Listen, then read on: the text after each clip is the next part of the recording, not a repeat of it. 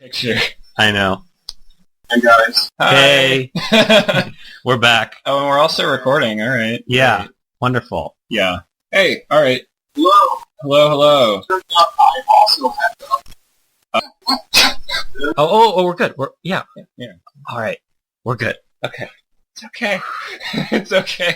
Everything is running exactly as planned. Welcome to Caligula's Council, where technical difficulties were not part of the plan. I'm Count Nothing Face. I'm Wonder 88 Watson. And today we have two very special guests on the podcast today. First up, we'll introduce Mr. Anthony DeMarco. He is the co-host of Ascending the Tower and can be found on Twitter at Surviving Babel, although I believe he gave it up for Lent, so you probably won't find anything recent by him. But that is correct. Yeah. Mr. Lent, and I will tell you that my blood pressure has significantly decreased since I've given it up. I have to recommend everyone take at least a cleansing break. If you want to go back, that's fine. Assuming you don't get banned. It's looking like it's bad news for all writers out there or dissident writer, whatever. I'm so tired of this nomenclature bullshit. It's so tough. Well, that's good to hear. I'm glad to hear that this has been a healthy change for you. It has been. Anyway, I've been enjoying being here, and thank you for inviting me. Thanks for coming on. And next is the other co-host of Ascending the Tower, Mr. Nick B. Steves. He is the basically the social cohesion of the reaction. He runs the Reactivity Place and is best known for his weekly roundup, This Week in Reaction. Mr. B. Steves, welcome to the show. Thank you, sir. Do you guys have something that B stands for tonight? Berlioz.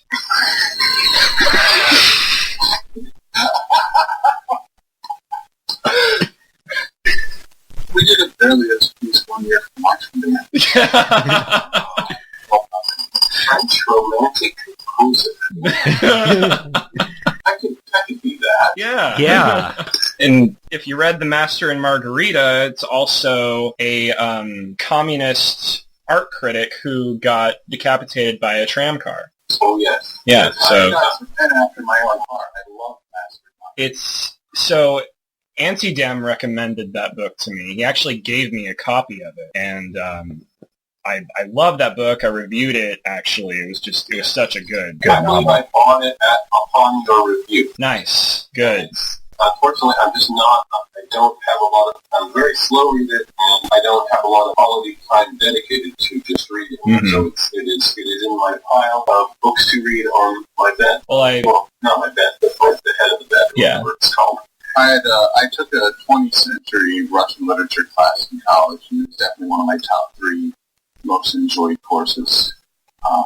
For books like that, and some of Nabokov's books, we did not read Lolita. We read several other books. I can't remember the names of right now. It's an old time. no worries. It's not a problem at all. But I do highly recommend Master and Margarita, especially since it's the Lenten season. Especially considering that the part of the book takes place in Jerusalem around Christ's execution, and it tells the story of Pontius Pilate as well as 20th century Russia. So for that reason, I highly recommend it. Well, I did a reread of Lord of the Rings for Advent, so maybe I'll do a reread of Master and Margarita for my Definitely do so. At the time, have been cut out. Nice. Yeah. I actually cut out a little bit of Twitter for the week, and I managed to get a lot of reading done. So I can also recommend it. It's amazing how much you can, I've limited myself actually to just one tweet per 2 weeks, I think. Honestly, I've already started phasing out Twitter from my social media anyway, so I feel like... Given the actual usage of Twitter, you might as well not be tweeting at all. Honestly. Yeah. Oh, yeah. So we actually have an interesting thing that happened to both of us. Probably actually happened to you, and we could tie into talking about the purpose of Twitter. Yeah. So There is apparently this infamous internet character named Steve Shives, who is some SJW YouTuber. Yeah. And Nullface the other day told me, hey, this guy blocked me. I've never even tweeted to him. Never talked to this guy in my entire life. I was only vaguely aware of his videos, and like I saw that someone else I follow had been blocked by him, so I looked him up like, oh, like who? I didn't know this guy. Like, who is this guy? And I found out he blocked me, and I'm like, how did this even happen? I barely even talked to this guy. But apparently he sets up some sort of bot that auto-blocks people who follow certain people. So you don't even have to tweet to him. You just have to have followed certain people, and it'll automatically block you. And it was just interesting that someone would come on Twitter assuming it was a safe space, and then have to auto-block, half of Twitter just to feel that they had created a little safe space. Yeah. Auto-block too. Yeah. But it's daylight life. I think if you're not blocked, at Steve_Shives, SHIVES. Yeah. Unless this happened, never heard of him. Did it happen in the last 10 days? Because I don't recognize the guy's name at all. Honestly, I'm sure this happened a long time ago, and I just now noticed it. Yeah. Yeah, he's just got a bot, and it just trolls through basically probably 1,000 names of people he doesn't like. Anybody who's shows up on the list following those guys gets blocked. It's he's probably accidentally blocking some quote unquote good guys, some spies, keeping tabs on people. Yeah. Besides, but here's the dilemma. In order to get actually upset about the blocking thing, you have to invest way too much into Twitter. Your personality into Twitter. Yeah. First place. Like, I couldn't possibly care less if someone blocks me or whatnot. It's just, okay, who cares how you're using Twitter? You're open. If you tweet at hashtags, I will feel free to tweet back at you. And if you're a public person, I'll feel free to tweet back at you. If you block me, whatever. People get really upset about that, even when they're enemies. Yeah. It's like, why are you doing so much? I think that it's come to the point now where like you said, people just invest a lot of themselves into their social media personas, right? And it's sort of at a certain point, the line between your social media persona and your public persona just becomes blurred. At first, like maybe starting out, you're sort of separate people, but then as time goes on, the two of you sort of become one. It's so very bizarre. Yeah. So I was going back, I'm thinking, why did any of us get on Twitter in the first place? Well, sorry, go ahead. There was an initial movement in late 2012. The concentration of people at that time were at a few blogs commenting. And then there was the opening of Nick Land's blog in 2013. And basically there was just some momentum from the blog comments to say, there was this, place to actually connect with others. But I feel as though a lot of us were kind of dragged along kicking and screaming. I was very clear that, nothing good would come of it at the end. The problem is that the center of gravity of near reaction conversation moved from blog comments to Twitter. And so who am I to argue with the crowd? I mean, if I want to talk about these things, you know where the people are. The hope now is that, we start finding alternative platforms. I know that Box Day is working on that. I'm sure that other people are working on that as well. But it was really, I don't know if it was, we are as susceptible to like social inertia and other things like that as any other group would be. As much as we may style ourselves, natural aristocrats or whatnot, we are still susceptible to general group dynamic nonsense. So maybe this is good for us. If we all start getting banned, it's as though the drug dealer decided, no, I got to cut you off. God, you're really you're way beyond. I can't even in good time to sell you this pack anymore. Sorry. Yeah. Yeah. We're all better for it, I think. Yeah, we are. It is interesting, though. Like, there really has been an exodus of NRX from Twitter. Because now, when I go on Twitter, like, everything is Donald Trump or anime Nazis. Like, how did this happen? Yeah, I mean, I don't even feel like when I am on, I don't even like feel like engaging in like what I would traditionally be talking about, and I'm finding that like it's changing the things I want to talk about, which I don't like. Like, I'd rather focus on other things. So, yeah. I was on mute there for a couple seconds. My lovely wife brought me a couple beers. oh, wonderful. Well, wonderful. Person whose wife just brings her out the bar. It is a perk of being a reactionary customer. Yard Brewing Company IPA. Huh. Nice. Maybe they'll sponsor the next episode. I really miss beer. Don't like I think I said before. Don't try gluten-free, kids. You might discover you actually have a gluten intolerance. Uh-oh. Really? Yeah. Yeah, my wife has a honest to God food allergy, and so it just made it easier. I said, well, at home, it's not going to eat gluten, and after a while, then I would go out and I would just get terrible. And so, I mean, I know that theoretically, I know that paleo people are anti-grain in general, and I kind of get the point. That doesn't mean that I don't miss beer. I mean, beer was a huge part of my life for a long time. Not getting drunk all the time, but I loved craft beers. I went to different kind of beer festivals and whatnot. It was kind of a hobby. And then, oops, can't do that anymore. Yeah. You can probably still do barley wine if you can find it. That's true. Is barley wine?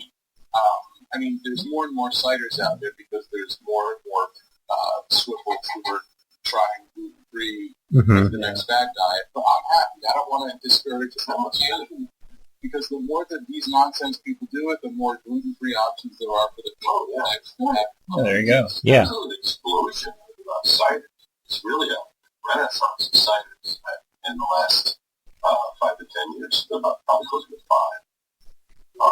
My wife doesn't really care for beer, so she's sort of big cider. There's just been so many good options There really is. lately. Yeah. So anyway, drink. Or good old-fashioned moonshine. Ooh, yes.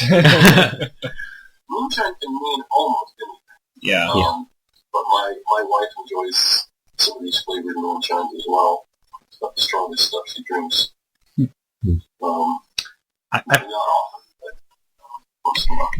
I find that moonshine is a little bit smoother than cheap vodka at the very least. I mean, we all have fun. Yeah. And other cheap plastic vodkas from college times. Yeah. Maybe high school if you're really degenerate. Like me. Oh boy.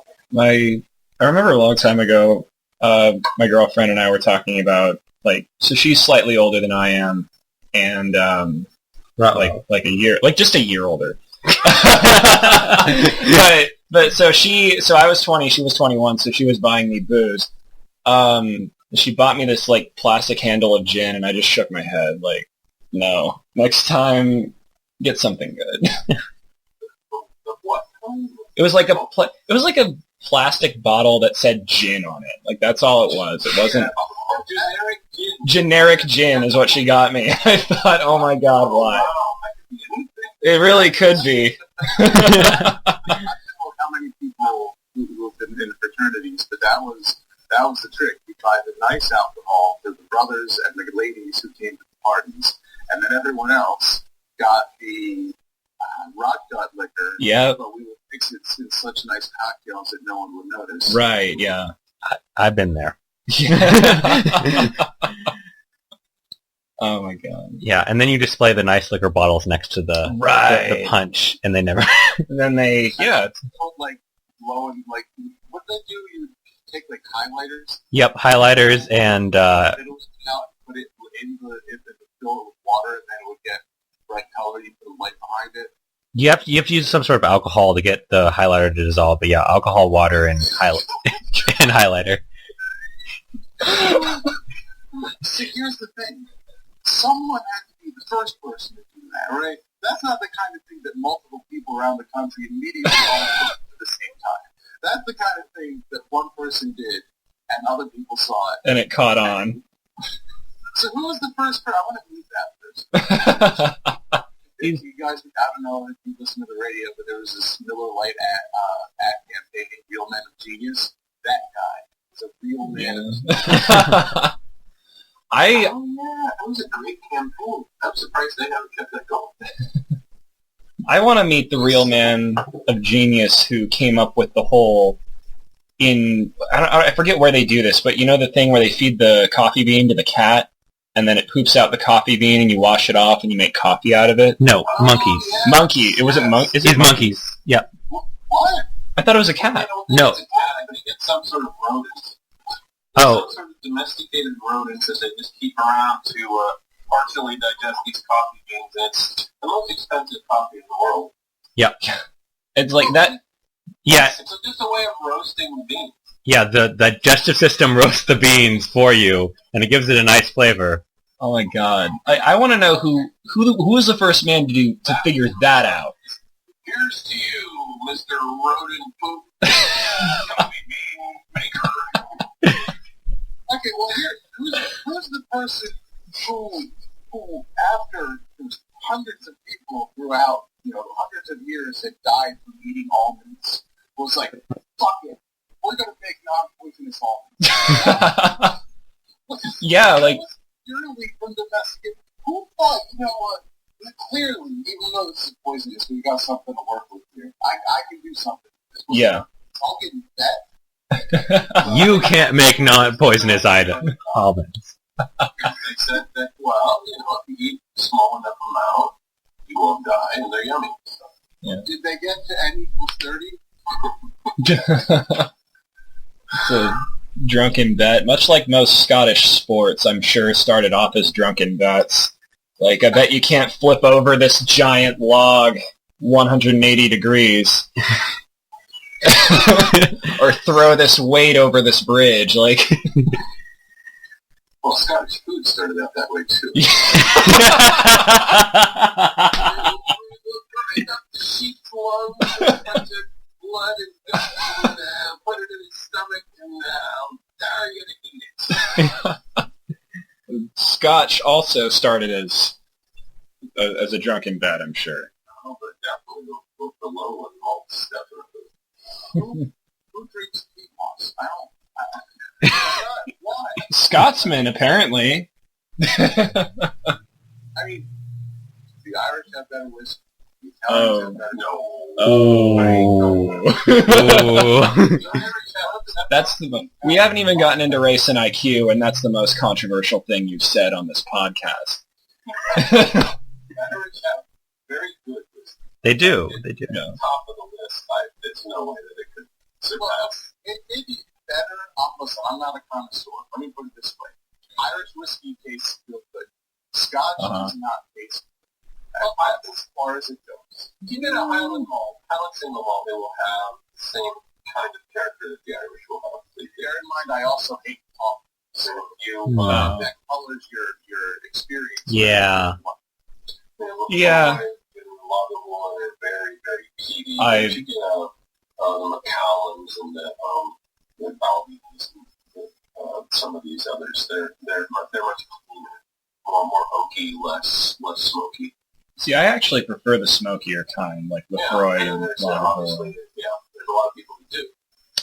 Yeah. I've had the bad luck of finding the flowery scotches lately, and I just have not been happy. I prefer the smoke. Yeah, like Glenlivet. Have you tried that? Oh, Glenlivet. Yeah, I've had that. That's okay. No, I don't. I hate it. I don't like it. But I prefer, what was it, Oban? Oban's good. Yeah. Yeah. It's on the smoky spectrum. Is it? Oban? Yeah. I guess. I don't know. I don't know. When I think smoky, I think of like Lafroig and Lagavulin, but I don't know if I would put Oban on that. I don't know. I'm not an expert. I took like one Scotch tasting class, and I didn't know what I was doing. So you just say that and like lots of people listening have taken a Scotch tasting. It was just a. Honestly, you have $50 burning a hole in your pocket. Of course, you're going to take a Scotch. It was at a Celtic festival. I had to do it. Why were you at it? That's Celtic festival. That's what you do. It does sound so fun. Much fun. Is there one in the area? There is. I believe there's one that I believe there's one in Pleasanton. What? And I didn't know about this? Yeah, there is. Like I don't know when they're going to be back, but yeah, it's bigger than the one I went to too. Nice. That sounds like one of those days where it's through selection bias just creates a very non-diverse space. It kind of does. Yeah. That's kind of true. Yeah, like they're just through non-selection bias, it does kind of create that.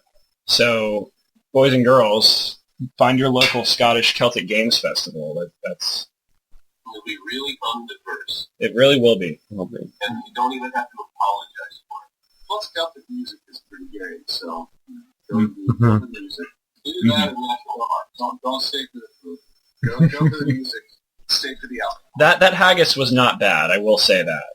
I mean, I don't know. It was not maybe it was an authentic Scottish haggis that I had, but I had it and it was it wasn't too bad. So I like brains, but I don't know about intestines. I think haggis is the primary feature of haggis is its lung. Oh yeah, really? Yeah. I think lung, heart, and liver is just little too much. But I eat brain, so I can't. Brain is way more. Yeah, I don't know. Liver is brain is all. Brain is. If you get a chance to eat some cat brains in your life, do it. There's a bar across near where I lived years ago that did an awful night every Tuesday, and so you would get all these great things you could try. And half the times it would be disgusting. Half the times it would be amazing, and it was fun. Okay. It wasn't very expensive, so I was cute. The first time I ever met Auntie Dem, we went to one of those. I forget what they're called, but they have like it's like an Asian thing where they have the pot in front of you and you cook you like get raw meat and you cook it right there and you eat it. Oh, shabu shabu. I believe, yeah. So like one of the first things I did was grab like pig intestine and like cook that, and he's just like, "You're a braver man than I." This is the first impression too. First time we met. So. Wait, if anyone has ever seen Andrew Zimmern, the bizarre foods guy, like when he talks about intestines, he says it tastes poopy with like a positive connotation. Yeah. That's a little poopy. That's like a t-shirt sign that you should not be putting this anywhere near your mouth. What? Well, the large intestines will taste poopy. Right. I mean, not the small.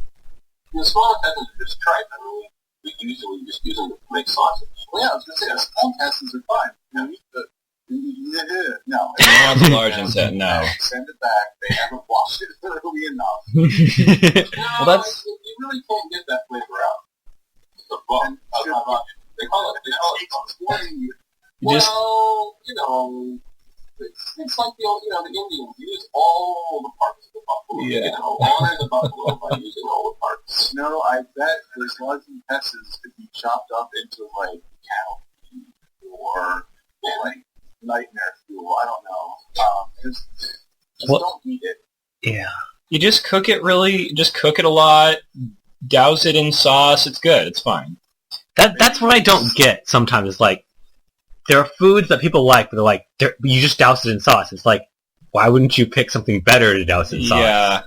Well, there's that Scandinavian dish that sits in lye, like that fish that sits. Oh yeah. Like that lye, maybe I trust that the poopiness is it would be all sour and slimy and. There's There's like a Finnish way of preparing fish that includes tar in it, like a little bit of tar in the. I believe it's fish. I forget how they prepare it, but you can get it in Finland, and the fish has just a little bit of tar. It's like, okay, could be interesting. People talk about, the benefits of multiculturalism, like, oh, all the ethnic food, like that's the biggest benefit. But like, you go to Europe, it's like, where else can you get tar fish? Like you're not going to get Finnish fish with little tar in it in South America. Mm-hmm. I mean, I think it takes a while for a culture to become a culture, and I think part of the sadness of the American experiment is that we never took the time to let there be an Americanism. I would like to have seen what maybe a slightly German, slightly British American culture would have looked like if it had been given time to flower. Well, I think if you go out, I have not set foot in the East Coast very much, but I think if you go to like the East Coast or even the Midwest, I think that's a different story. Like you'll see more of particularly in the Midwest, you'll see a much more German influence on the culture that's very distinct from what you see on the West Coast. And, it's also the same like in the Southeast, like you'll see a much more Scots-Irish culture down there. Yeah, I mean, that exists, but I mean, that's not something, that's just kind of the remnants of an old culture rather than a new culture that's formed around, timeless traditions. Yeah, kind of. I mean, it's definitely a blend of different cultures that became something distinct, but at the same time, I do see what you mean in the sense that, like, I think it is a distinct culture in and of itself, like these small subsets of the U.S., but I think that they just haven't, like you said, haven't had time to flourish or expand. Yeah, to flourish. Flourish is a good way to put it. Into something greater. Like, because when people think of America, that's not what they think of. What most people think of when they think of America is they think of Davos man. They think of a country, they think of a country divorced from culture and divorced from tradition. Mm-hmm. And unfortunately, that mentality seems to have infected Europe as well. Especially when we get into the migrant crisis and whatnot. Yes. Yeah, I mean, there is. The problem isn't that there isn't an American culture. The problem is that the American culture has been systematically attacked over the past 50 years. I mean, just the idea of general patriotism and how you're supposed to feel on the 4th of July, and that Thanksgiving isn't about the Indians we defeated instead of, the Indians that we allied with, as though, there weren't both. Right. Mom, apple pie, and baseball, and Chevrolet. I mean, these things at one point, there was a unique American culture that had spread, across the country until it came under attack, a very conscious, very intentional attack by communists and cultural Marxists. I think that there has always been a dominant American culture that tended toward ruthlessness, tended toward sort of legalism, and was at war with the other extant cultures in America. I think that's what's really has happened. It's not that America has no culture, it's just that the culture that took over was sort of this rootless cosmopolitan one, which we would sometimes call Puritan. Well, Massachusetts defeated Virginia. Exactly. Yeah. Right. Yeah. John Adams defeated Thomas Jefferson. Yeah, and that was really Alexander Hamilton. Alex Moore. That's right. Moore Hamilton. Oh, that's right. Well, Hamilton really represents more the financial, but yeah, definitely New York City. New York City and Harvard definitely ganged up on Virginia and the rest of the South. And so, in America you have this weird situation where those subservient cultures have never been exterminated. I mean, so you still have really, really conservative, traditional expressions of religiosity, for example. I mean, you find, snake handling Baptists and Pentecostals and all kinds of crazy stuff. It doesn't really exist, at least in Western Europe. But at the same time, you have the cosmopolitan culture that's completely dominant. And that is, I mean, Mulder talked about this, is that prior to World War II, all European criticism of America was America is too liberal. And immediately after World War II, within a span of 10 years, all the criticism of America was America is too conservative. Yeah. And that, how does that even happen? I mean, the way that happens is that one part of America has exported its ideology to Western Europe, and now Europeans are trained to look down their noses at insufficiently progressive sorts of people, red staters, basically in America. Just like, guess what? Just like Harvard always has. Right. The irony being that America was becoming that, and Europe became more American than America in that sense. Exactly. Yeah, exactly. Because it was never, it was never firebomb. Right. We never firebomb Kansas. We didn't. Right. So it's ironic, but it's hard to see sometimes. Yeah, I was looking at modern history of Sweden, and I was really surprised at how many times Sweden, when adopting this incredibly socialist policy, was getting the idea from reading some American academic. It's like, we read this sweet new paper from America, we're going to try it on our country. This is... I can't document that stuff. I'm working on it. I really am. I'm going to go back through that book and see how many Americans brought their policies to Sweden and do a little tally. This is not this is not common knowledge. No, it's not. Yeah. I mean, people don't really. So liberals in America and leftists in America all love. Bernie Sanders will be explicit about it. He'll be really love it.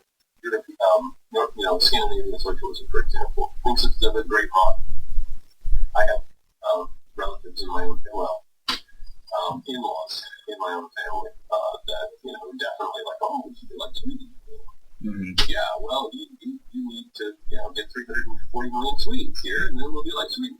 Yeah.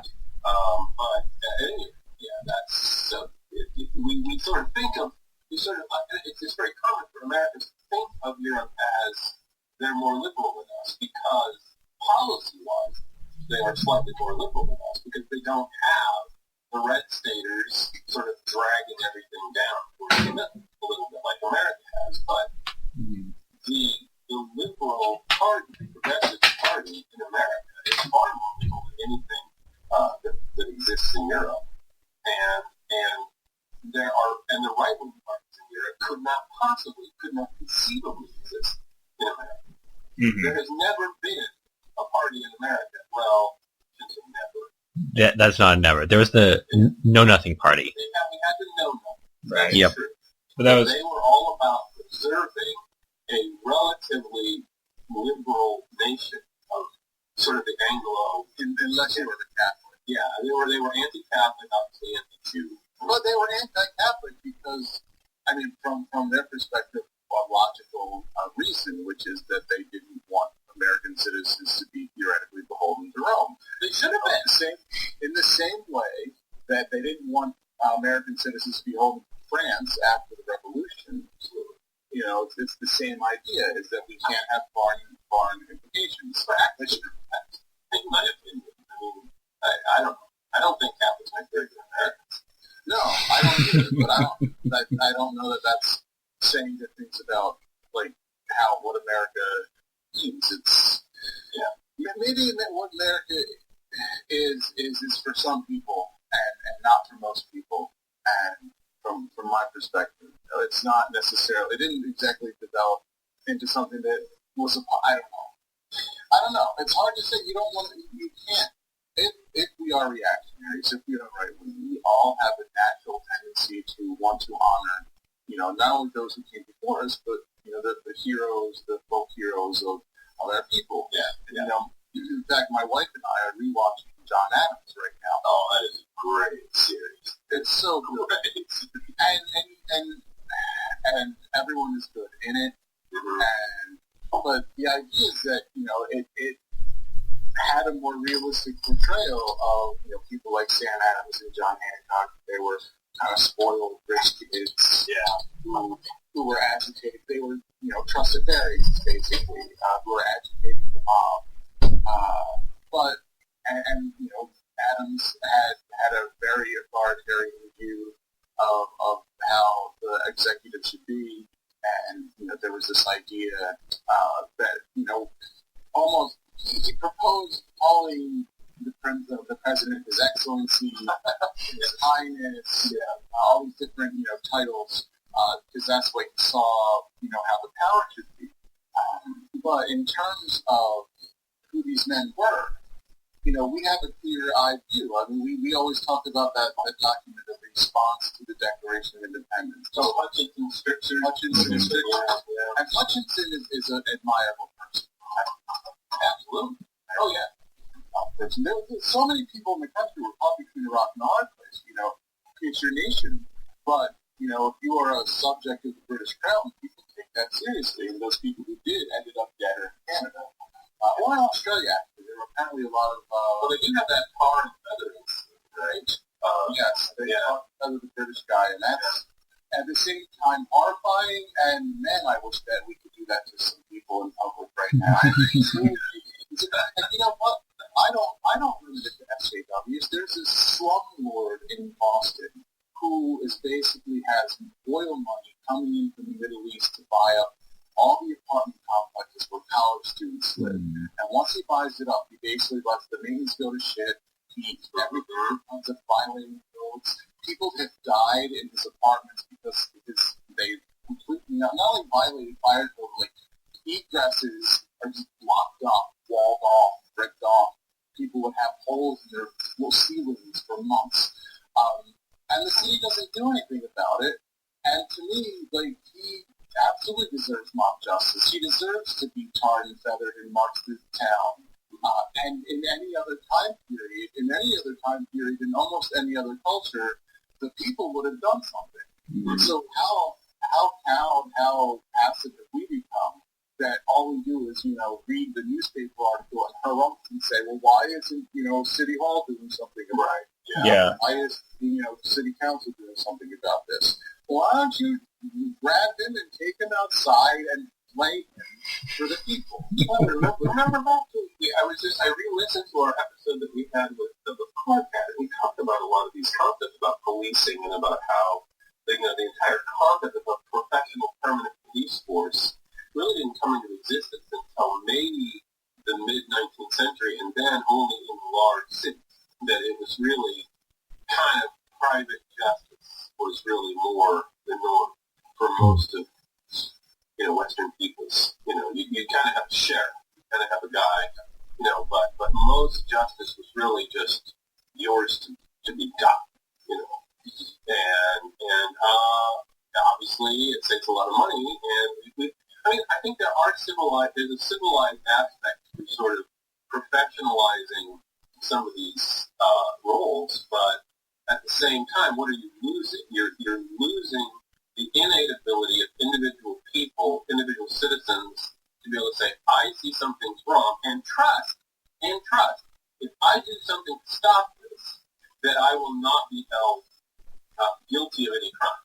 And I think that's what's kind of happened. As we professionalize the police force, it's sort of like, well, gee, should I go and try to save this life? What if I'm wrong? Should I pull out a gun and shoot this guy? Mm-hmm. You're inviting scrutiny, and you're inviting especially large amount of scrutiny if it happens to be a protected class. Mm-hmm. So we in modern times are caught in but essentially what happens is that our ability to truly self-govern has this atrophy in the light of this of the sort of this rising bureaucratic state where everybody has you have to go through official channels. You know, you suspect child abuse, you don't talk about it. You call, Child Protective Services. You suspect a crime, you call the cops. You don't investigate yourself. You don't get involved. You call the pros. Yeah. But for 99.997% of human history, we didn't have the pros. Is there a point where work, I guess job specification becomes more harmful than helpful because there's always a person you can outsource any job to? I mean, half of the electrical or plumbing or general handyman things about your house, like any competent person above the age of 18 should be able to figure out a half hour on the internet. And yet, how many people make livings as handymen who will just come over and, do practically not much more than change a light bulb. But there is a culture, and it is in America, and I don't know how it is in Europe and other places that have affluence. But, just call a guy. What's happening? I can't get back to work. Just call a guy. That was the trope on TV for a long time, that the husband was built and couldn't fix anything, so the wife had to call the handyman that she's going to fuck while he's, well, that's not TV. No, she would get the handyman to fix things. Subtext was, you're not a real man, and so this guy's kind of going, oh my. This started a lot earlier. People think that somehow it's just 2016. It's just current year where there's memes being pushed. No, current year minus 20, current year minus 40. A lot of different years. Well, I think that part of the problem with having a professional police force, and especially in a quote-unquote secular nation, is that it removes the experience of dealing with morality from the everyday. When you are relying on the police, you're saying that they are going to be the moral authorities in my choices. And when you're on your own, you have to ask yourself, if we mob this person, is it the right thing to do? And you never have to ask yourself that question when you're talking to the police. And suddenly you have to assume that on the other side, whoever is leading that police officer, whatever system is going to control their actions or help them make that decision, that it's a moral one. And when that morality disappears on the other end, suddenly you have a completely amoral system which has codified, bureaucracy over morality, which is the reason you would take these actions in the first place. Well, this brings up something with sort of a contrast though with when you think about movements like Black Lives Matter and Occupy Wall Street. Though it's like these people feel completely morally justified in acting out and doing like civil disobedience or whatever it is, like all these like running around looting and stuff like that. Like they're justified in doing that, and yet somehow they're justified in doing that because they feel like, oh, this other black man was gunned down or whatever, so now they feel justified in looting stores.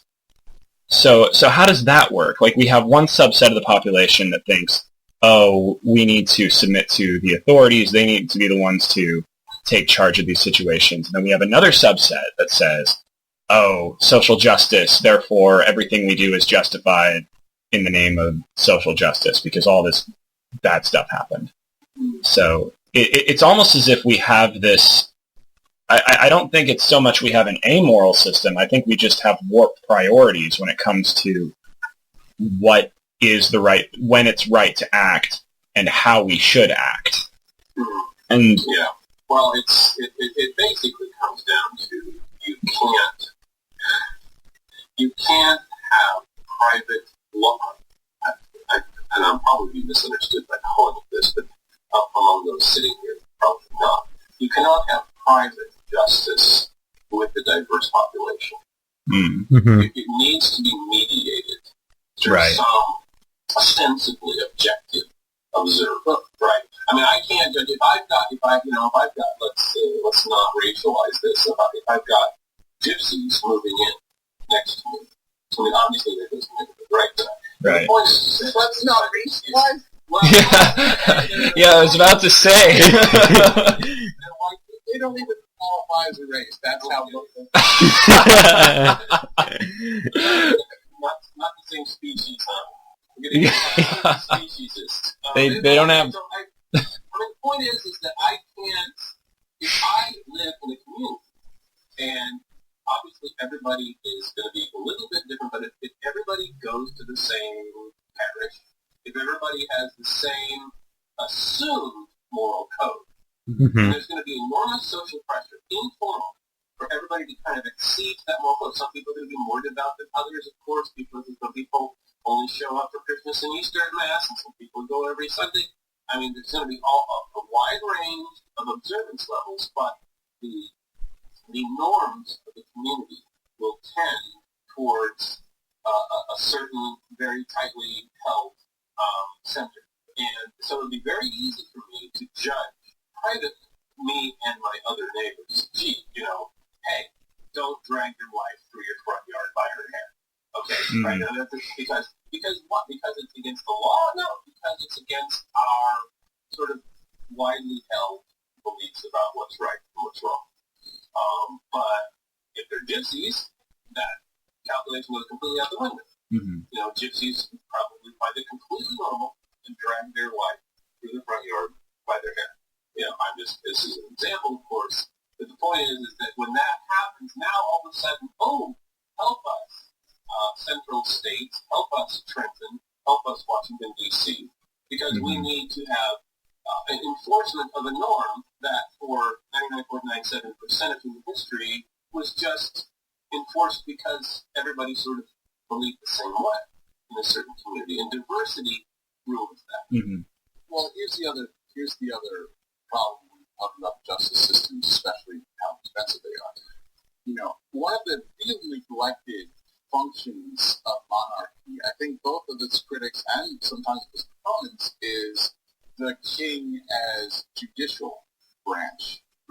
There's this idea, the king is executive, and how do we contain his executive power? And of course, we make it so it's not hereditary, and we stop calling it king, he's president, and then we, put all these restrictions on him. But, instead, we look at all justice flows from the king.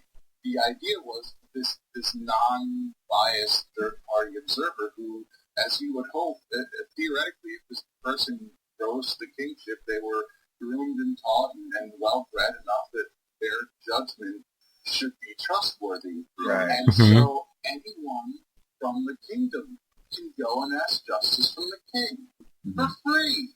Your right as a subject is to ask for redress from the king, not from some central bureaucracy where, if anyone has ever actually tried to press charges on someone, they know that even that is a really trying process, depending on your local police department and what's going on there. So, you can talk about, what about the failure states for kings? How about the general day-to-day functionality and our completely broken, completely insane justice system, the way that we do things, the way that it's evolved? And so why wouldn't you just have a wise man? Why wouldn't you just have a wise man making decisions? And I really didn't know that hard. I mean, you can just imagine that, any, normal, beloved grandfather, perfect match for that job description, right? Just, everybody just kind of agreed. He just, trusts his family. He doesn't have an agenda. He just cares about his people. He likes people. And he's seen a lot of shit. Yeah, I mean, exactly. Yeah, it's like we've been around the block. Well, how hard would that even be? Right. I've not as a joke. I mean, I've actually advocated that we should make Chesley Sullenberger king. We should just make him king. Just crown him king. Let him have absolute authority. This is a guy who landed an airplane that suffered a double engine failure from geese at LaGuardia. Managed to turn around his plane, landed in the Hudson River, and get everybody off safe. And to me, that's like, okay, he did a heroic act. This guy is obviously a person. And in fact, he walked the plane. He was the last person on this plane. And thank you. Yeah, no, that's it. I'm done. But this is a guy who I would trust to make good decisions, as long as It wasn't politicized, right? This is a guy who obviously cares about the common good. He doesn't care about individual special interests. So here's I guess what I would close with. If I were on trial for some violent crime that was going to put me away, and I didn't do it, and you gave me the following two choices: one, a trial where how it would normally go with the justice system in America, processed the way it normally is, just adhering to averages. We're not looking at edge cases, we're not looking at outliers, just adhering to how the average case goes. Or randomly select from a pool of 65 to 75-year-old retired African-American former veterans. Just random one, and he just listens to the case and decides at the end, I think that. We choose. That's how important having a single person's perspective, single judgment, and someone who's had a little experience. Like I said, if you're a 65 to 75-year-old African-American male who served in the military and is, just living on retirement and pretty based. Yeah. There is enough for me to trust that he would see through any bullshit. Well, yeah, and this is also a person who would not unduly be prejudiced against you. Because he would know. He would sort of be able to see the story, and he would be able to identify with you, even though you're white. A nation of laws is a nation of bullshit. That's what it is. Yeah. Garbage in, garbage out. Bullshit in, bullshit out. What the American justice system, because it is so legal, it is so Talmudic, it is so down to the letter and interpretation and everything, is that you feed it bullshit, and what comes out the other end is more bullshit. It doesn't process back into food or into something useful. It just stays shit. Yeah. I apologize for cursing, by the way. It's all right. It's called Caligula's Counsel. I don't think it's very family friendly when you put it that way. We do have a rule that I do not endorse the administration tactics of Caligula. Nor do we, ironically. So yeah, we kind of picked the title as a joke of, we kind of feel like we're watching Caligula's Counsel. Yeah. That's it. Yeah. That's how it feels. Yeah. So our icon, if you've seen it, is like a bunch of random senators and then a horse. So it's like.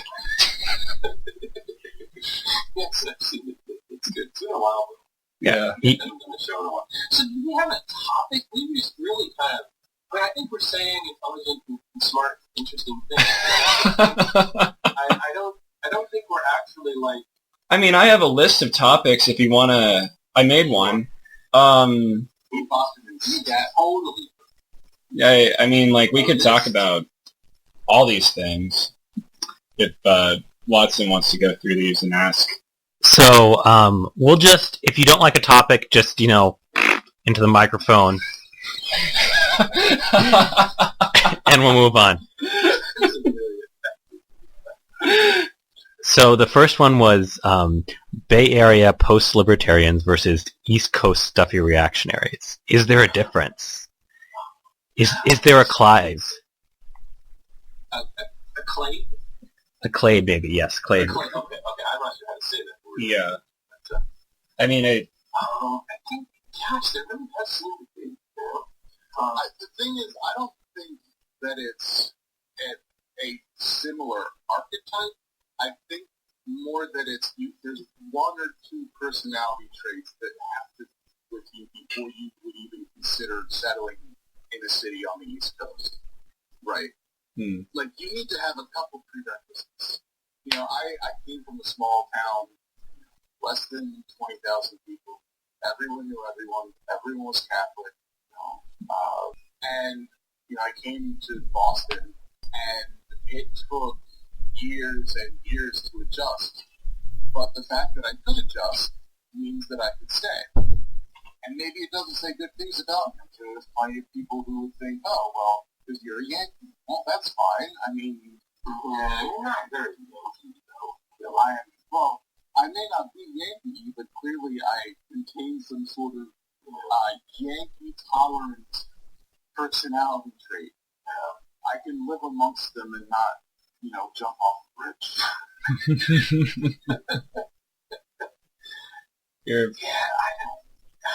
I've thought a lot about this. I mean, there are people that fit their post-libertarian archetype that are here, which, first you have to preface it with that. Is it, so, like, I haven't really interacted too much with, like, East Coast folks beyond, like, just speaking online.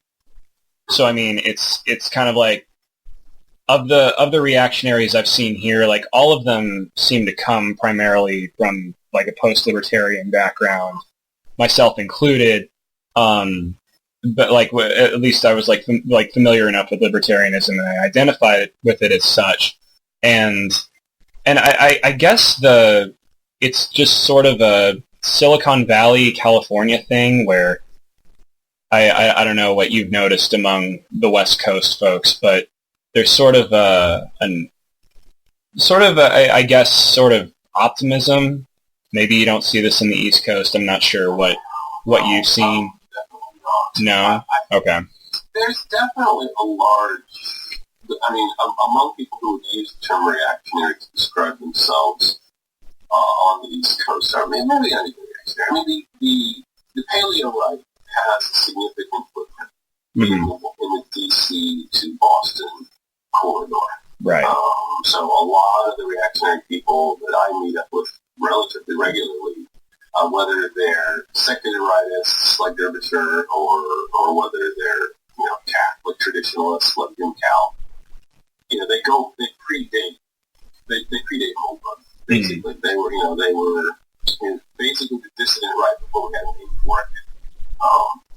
And so I don't, that has a lot bigger footprint here probably than in California. Yeah, I think it was almost ironic.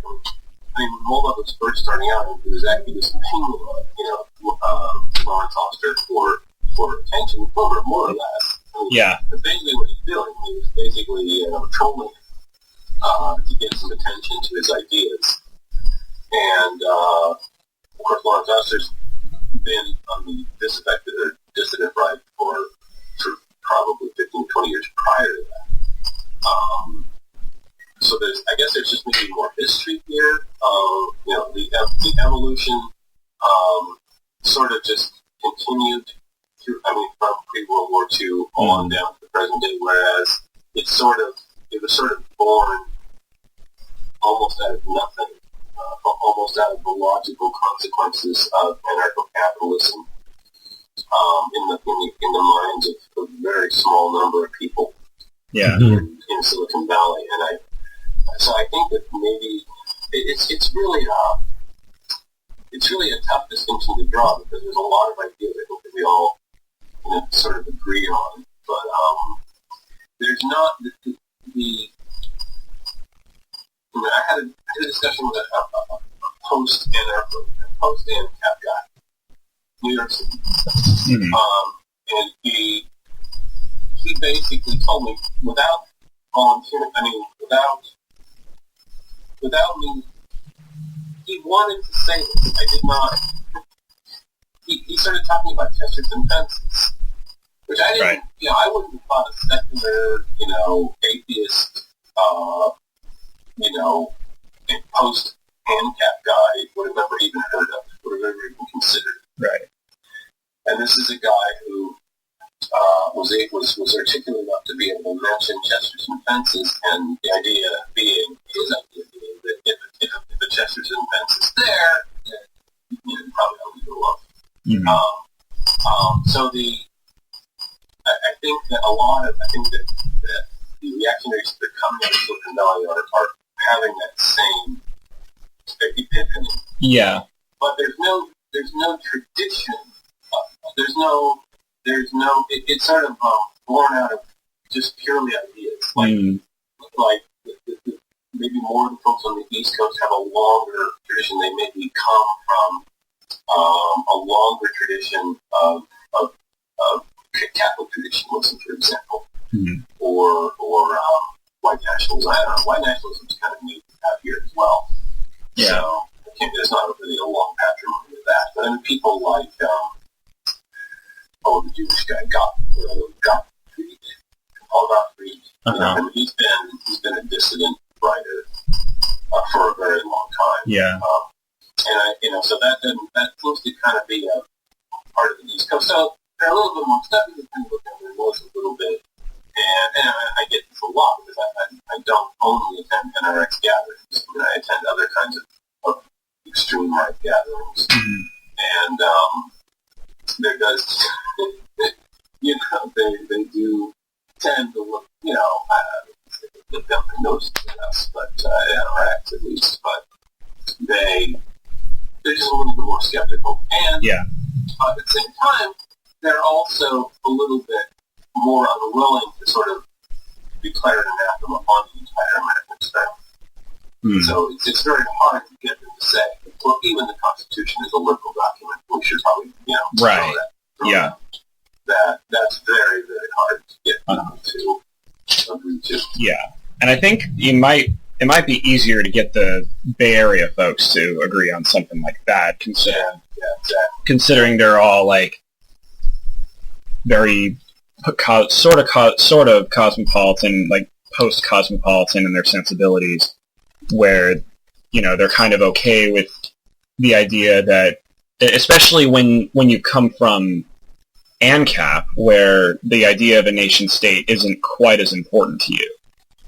So it's kind of relatively easy to red pill people on the idea that the American experiment was not only a failure, but in the case of like Hutchinson, it wasn't even morally justified.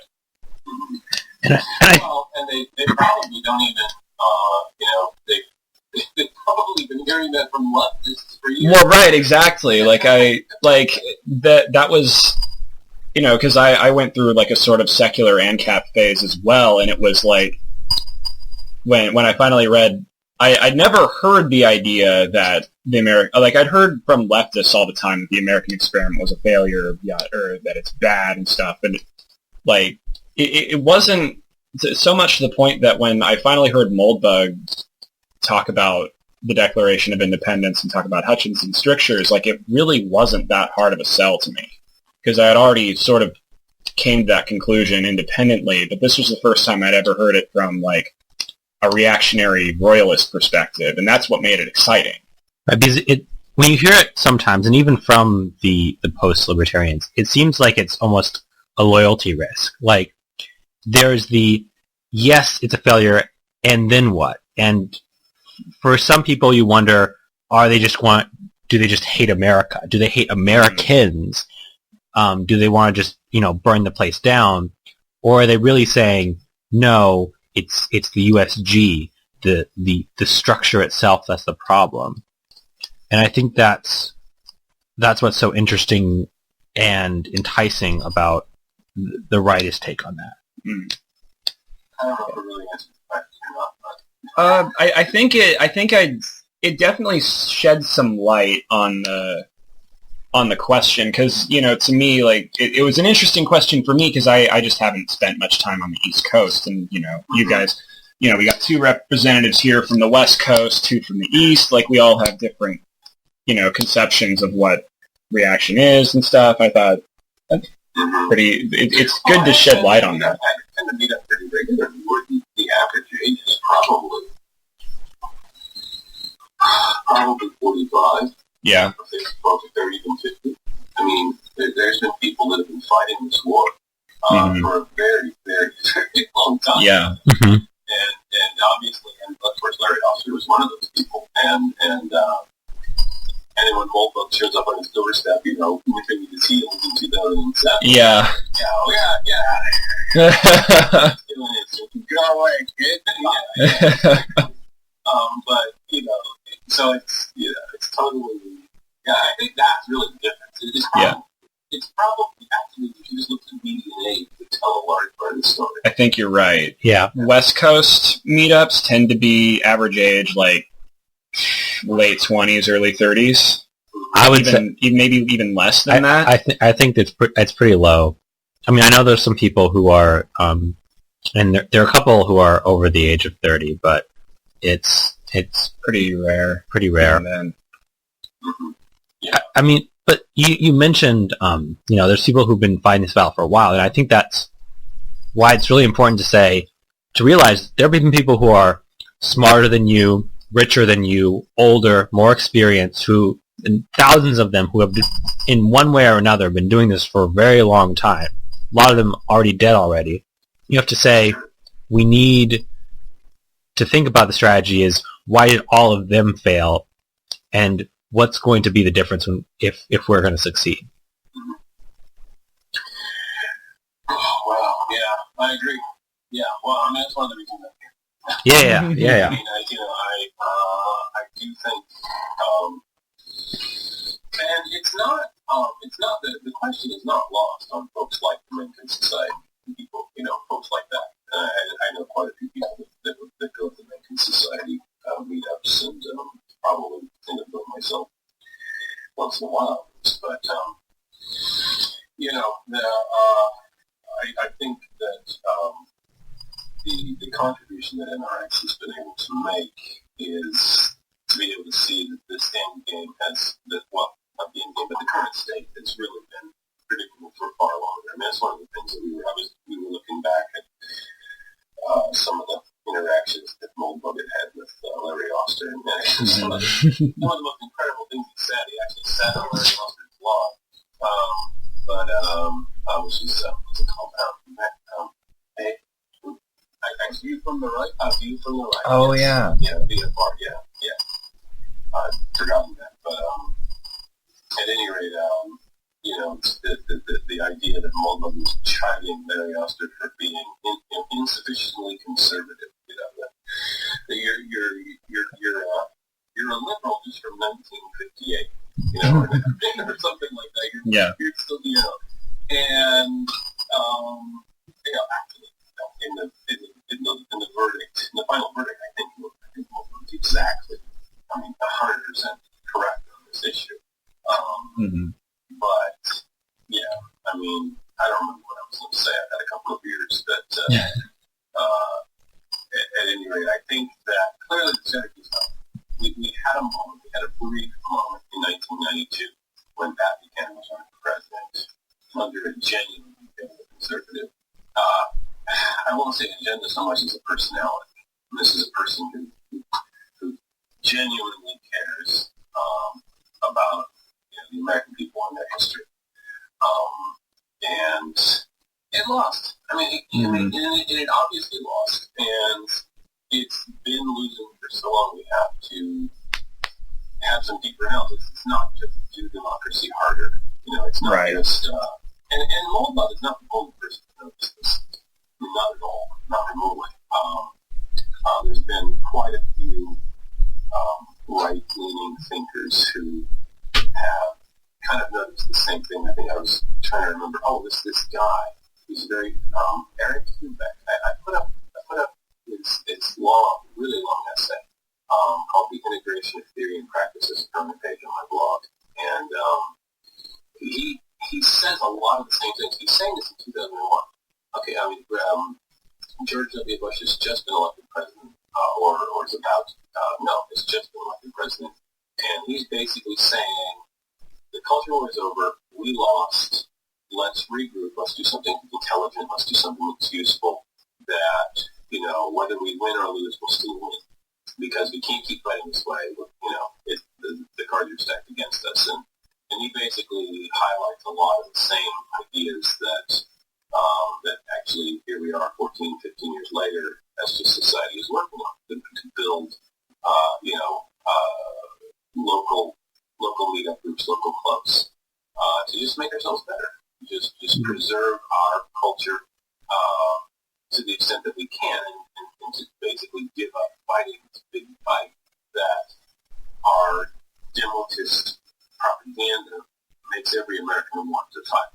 I mean, it's almost impossible to get an American not to think about the importance of the presidential election. But the reality is, it's really not going to be that important. It's not going to affect you and your 150 people you know in your local vicinity, and it's not going to affect that much. Yeah. I wouldn't say it's not going to affect so much as there ain't a damn thing you can do about it. Yeah, not a lot. Yeah, I mean, remember, your 300 million sliver of power is no power at all. But it'll sure make you feel good when you exercise it. Yeah. What was it Moldbug said about voting is a lot, it makes you feel powerful in the same sense that playing the lottery makes you rich. Yeah. Yeah. Yes, exactly. Yeah. It's... And I guess I'm old enough to have had the experience so many times that I've just given up. That's Yeah. one of the things. It's like, I just can't. It's like I voted so many times thinking, oh, if we can just get our guy in.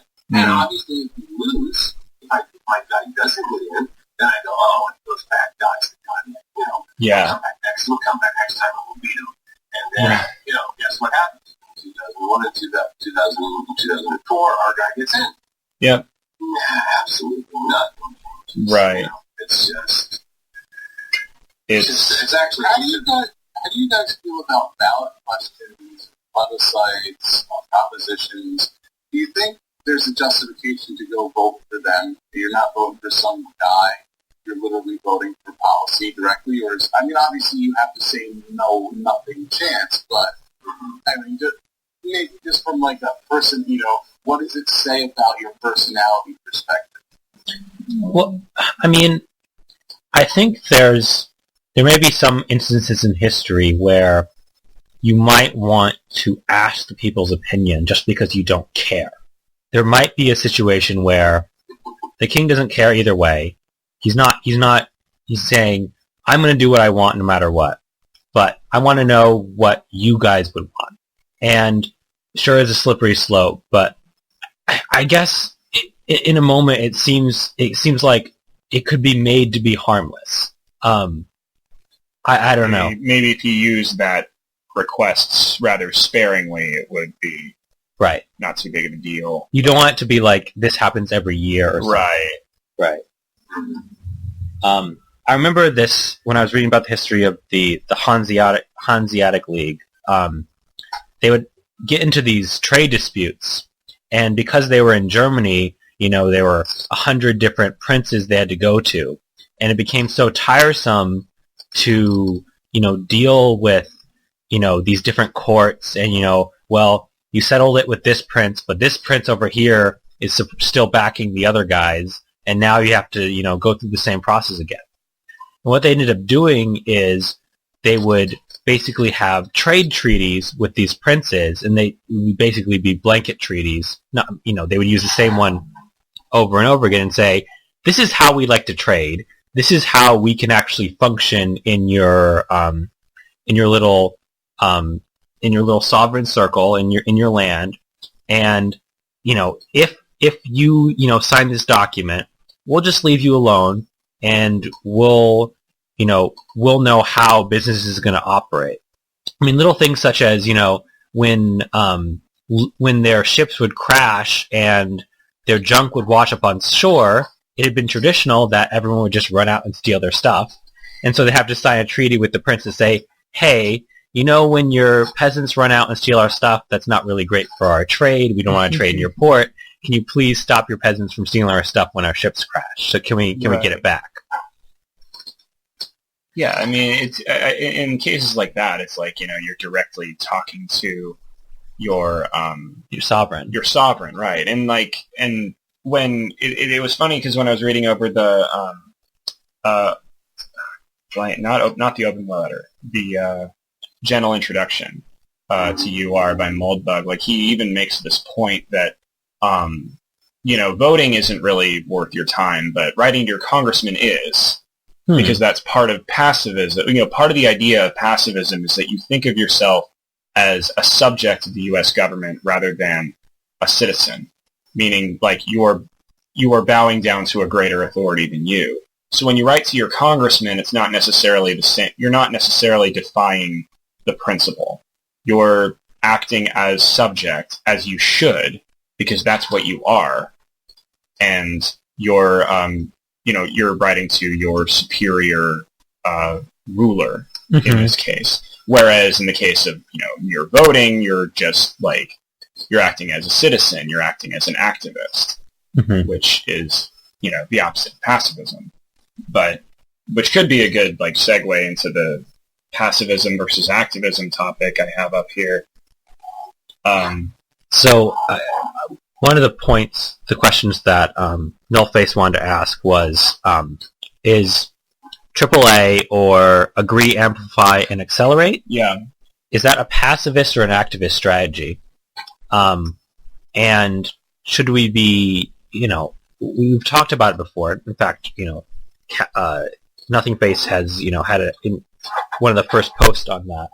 I think it was the first post. The first post. I was talking to Watson about it. I remember talking to Watson about it a long time ago, and he was saying, like, yeah, it was a really interesting idea, this whole AAA thing. And I said, I coined that term, right? And he was like, oh my god, that's crazy. But yeah, like, it was weird when I wrote that, because I wrote that when I was relatively Moldbug illiterate for the most part. So it didn't really, like, it took off in terms of, like, it got people talking, but it didn't really become part of the canon. Mm-hmm. And probably, maybe for the better that it didn't. But I was wondering, like, to what extent could it be useful? Is it even really something that's on the table, or is it totally haram in terms of maybe it's too activist-y, or it's not pacifist at all, or I don't know. Well, I would say, here's how I would describe a anti-activist. Mm-hmm. I don't think pacifist quite fits. Right. It's more, because pacifism is a very, it's not a ABC stepwise, but it's a very explicit instruction on how to act. And it would, by necessity, exclude most of the activities that you could perform to assist with AAA. Right. Even if you're doing, black knighting like Bob State talks about, or if you're, trying to get recognition for, I heard you guys talk about cockroach skin on your last episode. I've also talked about cockroach skin. That seems to be the go-to, thing that no one does. But there's no dung beetle kin. Right. Right. There's no cave bat kin. There's no that tree that kills you if you touch it, that excretes that poison kin. Well, you don't know that. I just don't know that. Someone out there identifies as it. Well, and if they don't, then you would do AAA to do it, to demand your rights. But that, using the tactics of the enemy to accelerate their downfall is still using their tactics. Right, Not yeah. pacifist. That doesn't make it bad. Sometimes you have multiple fronts in a war, but it's not pacifist. That's good. If you're looking for that, there's other philosophies. There's other, things that are compatible with the dissident right that would more easily, like, if you want to be at least Hestia aligned with NRX, I don't know about the Coke Land brand on Aristoid back in those days. I know Land advocates for that. Yeah. But he's in a slightly different space than we are, and that's fine. I don't know why, for a group of people who are supposed to advocate patchwork, a lot of times we seem really incapable of dealing with each other's differences. Yeah. I'm okay with what Nick is into. It doesn't necessarily mean I'm into it. It doesn't necessarily mean it's pacifism. Hestia says pacifism. So if you're interested in pacifism, that we've got that. There are other options out there. Don't, it's the old internet thing. Stop, just quit liking what I don't like. Right. Just chill out. Just chill out. Let people do what they're going to do. Land has a deep faith in natural selection. I should put it that way. Yep. He has a deep faith.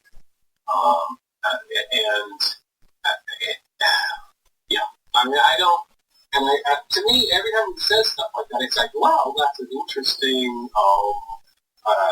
empirical question, right? Or maybe that's, he's making a prediction. He seems to have faith, and he has a certainty in certain outcomes that I don't believe are certain, I guess. Yeah. This is why the concept of non is so important, and the fact that the three of us, created it by accident. It was a very lucky accident. You can't have faith in natural selection. You know why? Because you are part of natural selection. Like, to have faith in this process as though you are divorced from it and it's just swirling around you. Sorry, no, Charlie, you are part of natural selection. The choices that you make, and I don't want to get into determinism versus free will, because that's an 8-hour conversation, but the choices that you make help determine the selection naturally of you or your competitors or whoever. However, the deification of this concept is external. You are not part of Non. Non is an external entity that, if not is acting upon the universe, it is a representative of what the universe is, in its cold reality. You can have faith in Non, which is why it's such a dangerous concept, to be quite honest. I think of Non, I don't think of it as not even Non today. I think of it as a mental shortcut that basically it's a MacGuffin. That's what Non is. It's a MacGuffin, and it allows Orthodox Christians and traditional Catholics and neo-pagans and post-rationalist atheists and all these different people to talk about the same concept without getting in arguments about the inevitable nature of the universe. Mm-hmm. It's a little shortcut. It's a little, you know what? Non will take care of it. We don't have to have this argument. We can all work together fine because we have this understanding of this general idea, and whatever we put into it, we all know what it means. I mean, in general, obviously, there's people like subjective acid, but in general, it allows us to have this mental shortcut that we don't have to fight that fight every time. There's other things to deal with. Right. Yeah, it seems. I don't know. I was thinking it seems weird that some people who advocate perennialism also seem to be against the idea of Non. Because at first glance, it's not technically a perennialist concept, but it is a shorthand way of getting people of different backgrounds to agree on something. I guess that's not the same as perennialism, but yeah. Well, we don't agree. I mean, the point is that I think that it has to take on the interaction with a substantial amount of blessing from those who invented it. Mm-hmm. Do believe there are things that we can do. To me, and it's not entirely clear what Land's prescription is to quote unquote do, except free capital, basically. right. That's his prescription is that capital has a will. Capital will magically solve whatever coordination problems need to be solved. And to me, that's I sort of think, well, that's possible. I'm skeptic, but I don't doubt it completely. Yeah. But to me, I feel like what can we do? And so Cassidy says, well, there are things we can do to make life perhaps more bearable for ourselves and our tribes and our people. And to me, AAA was part of it. I accept it as a part of the guerrilla war. That as long as we realize that we're not going to fight a full frontal war against the cosmopolitan, for example, that run the world, we can't. That's not something that we can win. At least not today. The only thing we can do is spend 80 to 90% of our energy seeing to ourselves, building institutions that we will need if a collapse were to occur. We have no idea when that'll happen. But we'll be better people, even if the collapse takes 50 years or 100 years or whatever it takes. We're still going to be better people for having done that. And then so that's usually the primary focus. And then yes, there are perhaps strategic ways that we can fight this guerrilla war against the powers that be. And I fully support that. I mean, I look at people like Ricky Vaughn or the Duck, the late Duck, did a very excellent job of fighting against, being at least a grit in the gears of the cathedral. And I think that's clearly that can be productive, and if that manages to, whether that hastens the collapse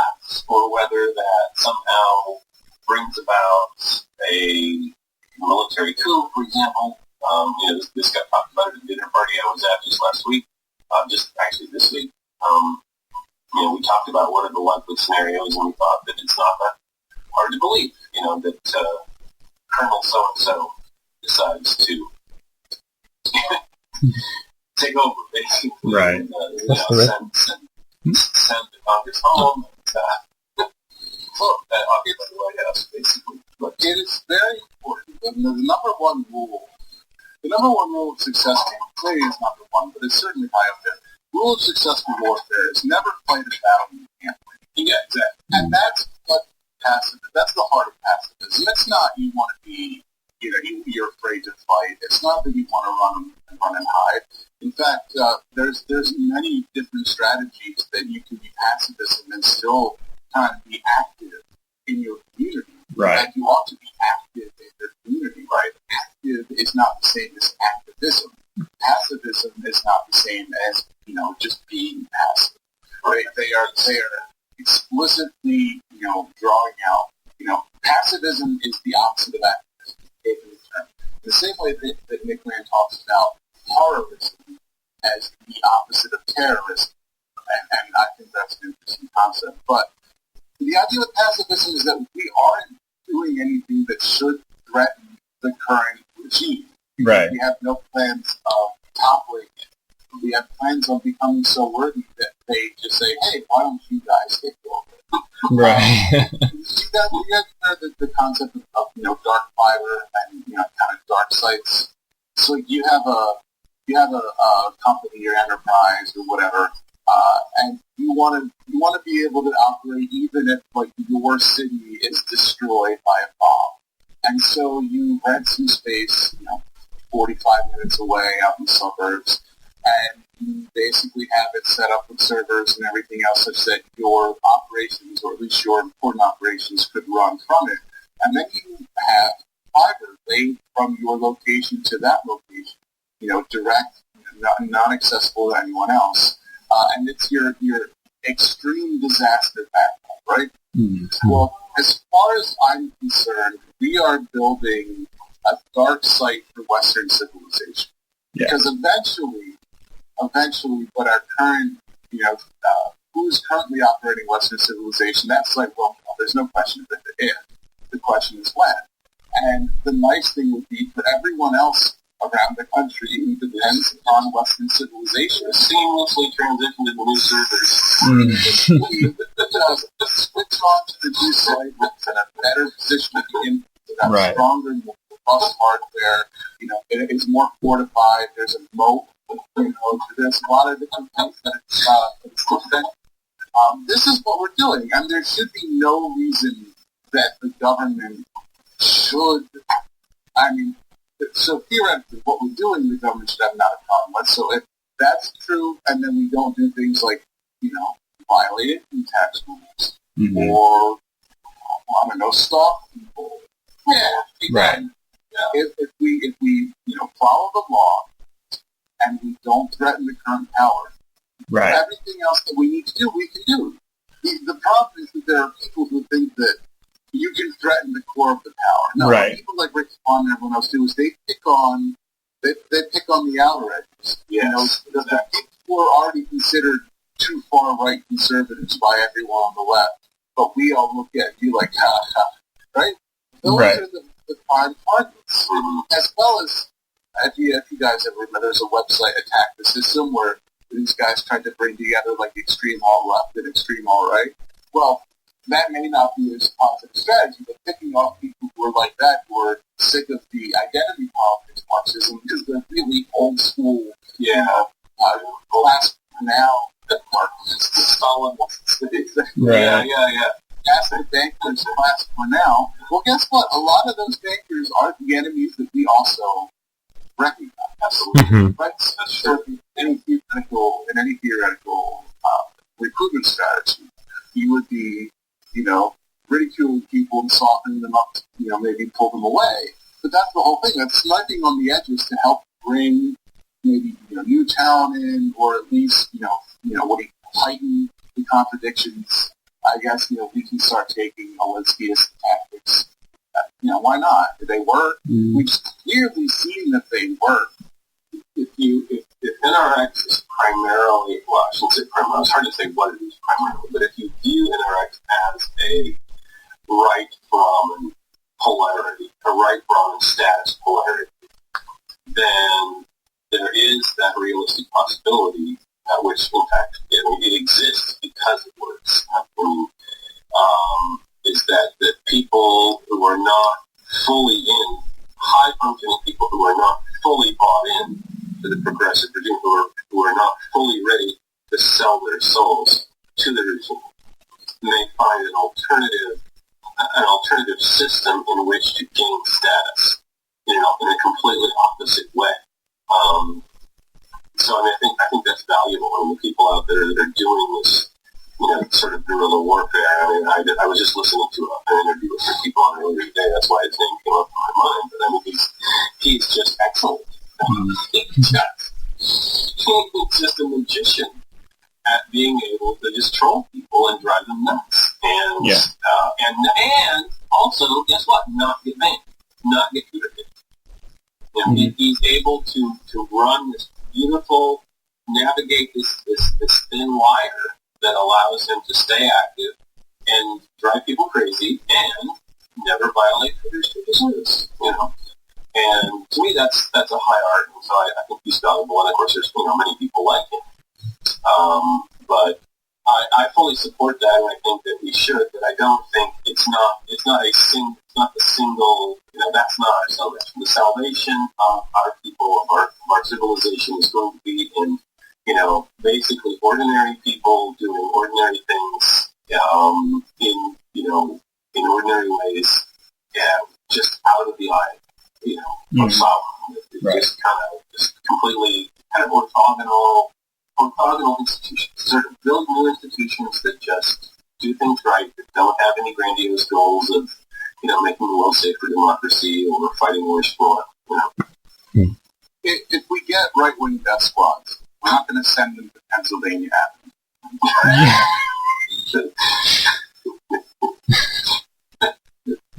Is that it? If, please. No. And I also said we get, not we form. Oh, that's true. We are worthy enough that the right-wing death squads swear fealty already created, simply recognized by authority. They say clearly these men are those that flee. Well, we'd be fools not to create a priority list for that. But it's not.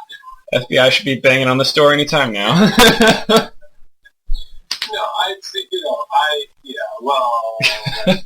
that's a whole other mistake. That's a whole other question. The FBI is strangely interested in the alt-right. I don't think they're that interested in interaction. No. Yeah. I think the interaction is just too tiny and too moderate, oddly enough. Yeah. It's not that we're moderate, we're extremely immoderate, but the point is that our rhetoric is not. Right. It's like there's no actual race hatred. Yeah. It's like we sort of recognize race differences, but it's not. We don't. We don't just therefore ship all Africans back to Africa, or maybe I think some do, but it's not like real hatred. Like we got a race war now. What is it called? Race war now? Yes, that's 1488. Which is just outside of the acceptable opinions on it. Right. Yeah, just a shelling fences that, and the Jews did nothing wrong.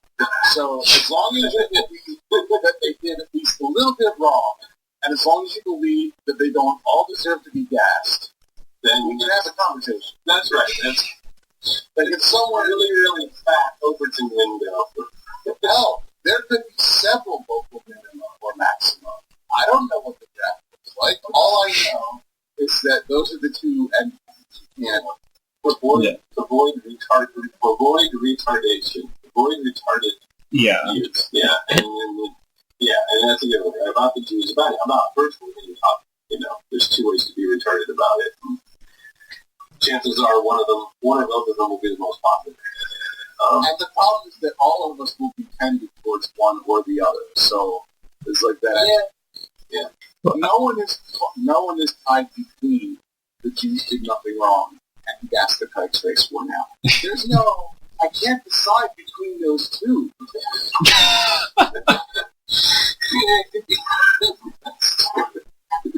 There's a middle ground. It's a nice, sane, moderate. Exactly. Yeah. But in a two-party system, those would be your only two choices. Give it time. I mean, that's what the two-party systems look like in East Africa. So, give it time in Israel if their leftists get in power and actually 67 refugees give them state voting rights. Then there will be a Jews did nothing wrong party and a Gas the Kikes race won out party. It becomes real. Oh my god. Well, I look through a lot of what our public face says, and you have to dig a lot to find our positions on things. And I don't think it's intentional. I think for the better, we just don't obsess about some of these questions which are more contentious. Right. Not because we don't have answers, but because it's not essential or at the fore in what we're thinking about. Right. That's true. It's more back channel discussions for fun rather than the fore channel of we need to get everyone on board with this essential issue of Of effective government. right. That's our main focus, and it's not about, because the thing is, like, they would love nothing, like, we are an essentially rightist group, but the thing is, like, the people that are breathing down the alt-right's neck would love nothing more than for us to say, race war now, gas the kikes. Oh, yeah. Because then they could get us, and they can be like, oh, look at these people, these crazy, insane monarchists, anti-Semitic, racist, horrible people. Yeah, they would love to say that anyway. Well, they're going to say that, but they're not going to have a lot of actionable. Right, exactly. Like, you go to the... I do have to ask, if the SPLC is listening, and I get it for the file, let me submit my own picture. I don't want you to use one of those black and white, oh, look at this creep pictures. I'll submit a nice professional. Yeah. Perfect, man. Take it only to sneeze it. It's like how Deadspin always shows pictures of Roger Goodell with, like, his eyes pulled up in the back of his head, like in the middle of saying something. It's pretty funny. Yeah, I remember seeing the SPLC picture of what's his face? Ramsey Paul. And they picked this picture of him with, like, his hood up, like he was pretending to be like Trayvon or something. And they picked that picture of him. I mean, the SPLC had a reference to rare pet base. I mean, what's with the looking glass here? Where's the search? I don't see a search on SPLC sites. Darn it. They don't want you to search. They want you to read the whole thing. Mm-hmm. It was on the MPI. It was on the MPI gathering or something. They had a picture of Ramsey Paul. It was like a collage. That's funny. I want If you look on their website, by the way, you will find black supremacists and Latino supremacists, and there's You will. Specter about the quality of affirmative action into the SPLC. right. To their credit, they see it and they recognize it, but they're very half-assed about condemning it. Right. I mean, not to dox myself, but if you drive around the Bay Area, you will see little La Raza grocery stores. Mm-hmm. You'll see, like... La Raza grocery stores? Yes. It's the Latino thing. Yeah, I know it's the Latino thing, but I'm shocked that they have grocery stores. Here's Yep. the problem. Are they really... But how do you feel? There are Latino, there are Mexican families whose family has lived in the same land for several hundred years, and they were Mexicans, and now they're Americans, and they feel tied more to Mexico. Like, I have no patience for people who migrate and then want to turn their new place into Mexico. Yeah. But they were Mexico. Like, I mean, they were seceded territory. Like, I have a much harder time, gathering up anger about the Raza in the Southwest. I have an easy time gathering up anger for MS-13 in the inner city. But, for people who basically want to take back land that used to be theirs anyway, whatever, go have fun. I would rather give them the land now before the water gets too expensive. Like, oh, hey, Mexico, you want all this land? Oh, you can have your people back in 20 years. How do we pay for the water to live here? Like, Yeah. Las Vegas and Arizona and all those places where there's so much development. Well, in 20 years, water's going to be way too expensive. Energy's going to be a little more expensive to air condition all of your giant buildings. Just give it to Mexico now. Just give it as a depreciating asset. Like, I'm sorry, guys, but you might have to go back. Well, I mean, you look at history, and there's so many migrations. I mean, I was just looking through, the different migrations to Europe, and you can't keep track of them all.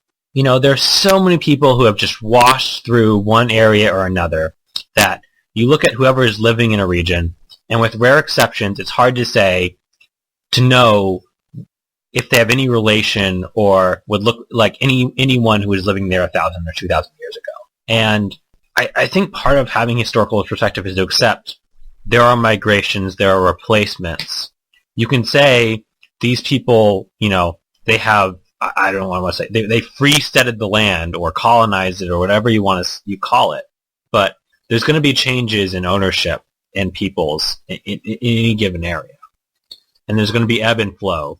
And I don't want to justify anything that's going on today at all. But you can't be that mad at people for doing what has been done since the beginning of time. You just have to accept that you either protect against it or you allow it to happen.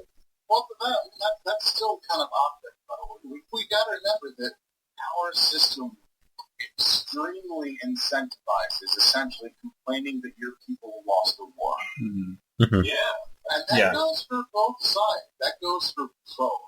That goes for both black people and black race and for, say, extreme Southern reactionary complainers. Mm-hmm. It's like, when you lose a war, bad shit happens to you, right? I mean, that's reality.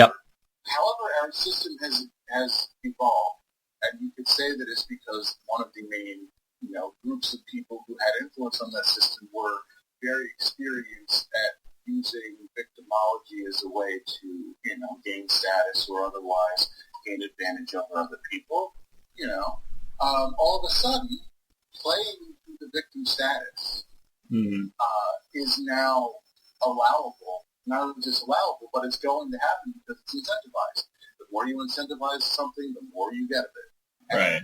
So you can say till you're blue in the face, well, you lost a war. Like, it just happened to your people. Won wars before, they wouldn't have existed at that point, and they lost a war. It happens. But I mean, that you can't fight that way because it's not on the object level. If you try to fight that way, you try to, you got to judo this. You can't fight force with force here because you're behind. If the incentives line up against you, what insane idea, what insanity gives you the idea that you can fight against? It's the whole point. Right.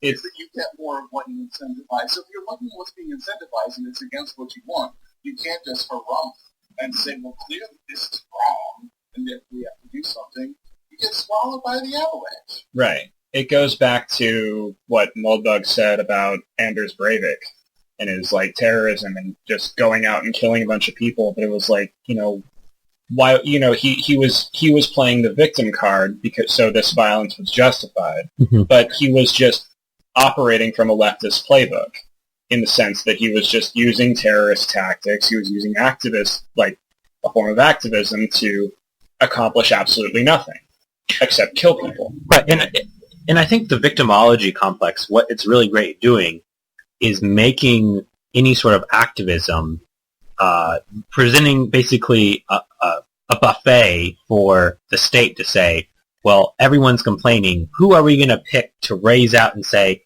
look at these people, look at their complaints?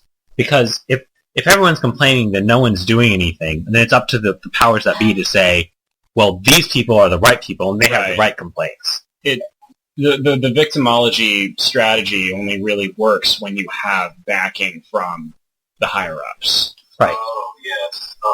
That's a key reactionary insight. Others may have noticed as well, but I mean, all the heroes. I mean, every single hero. I mean, Martin Luther King, Gandhi, you name it. Right. They all won because somebody wanted to do it.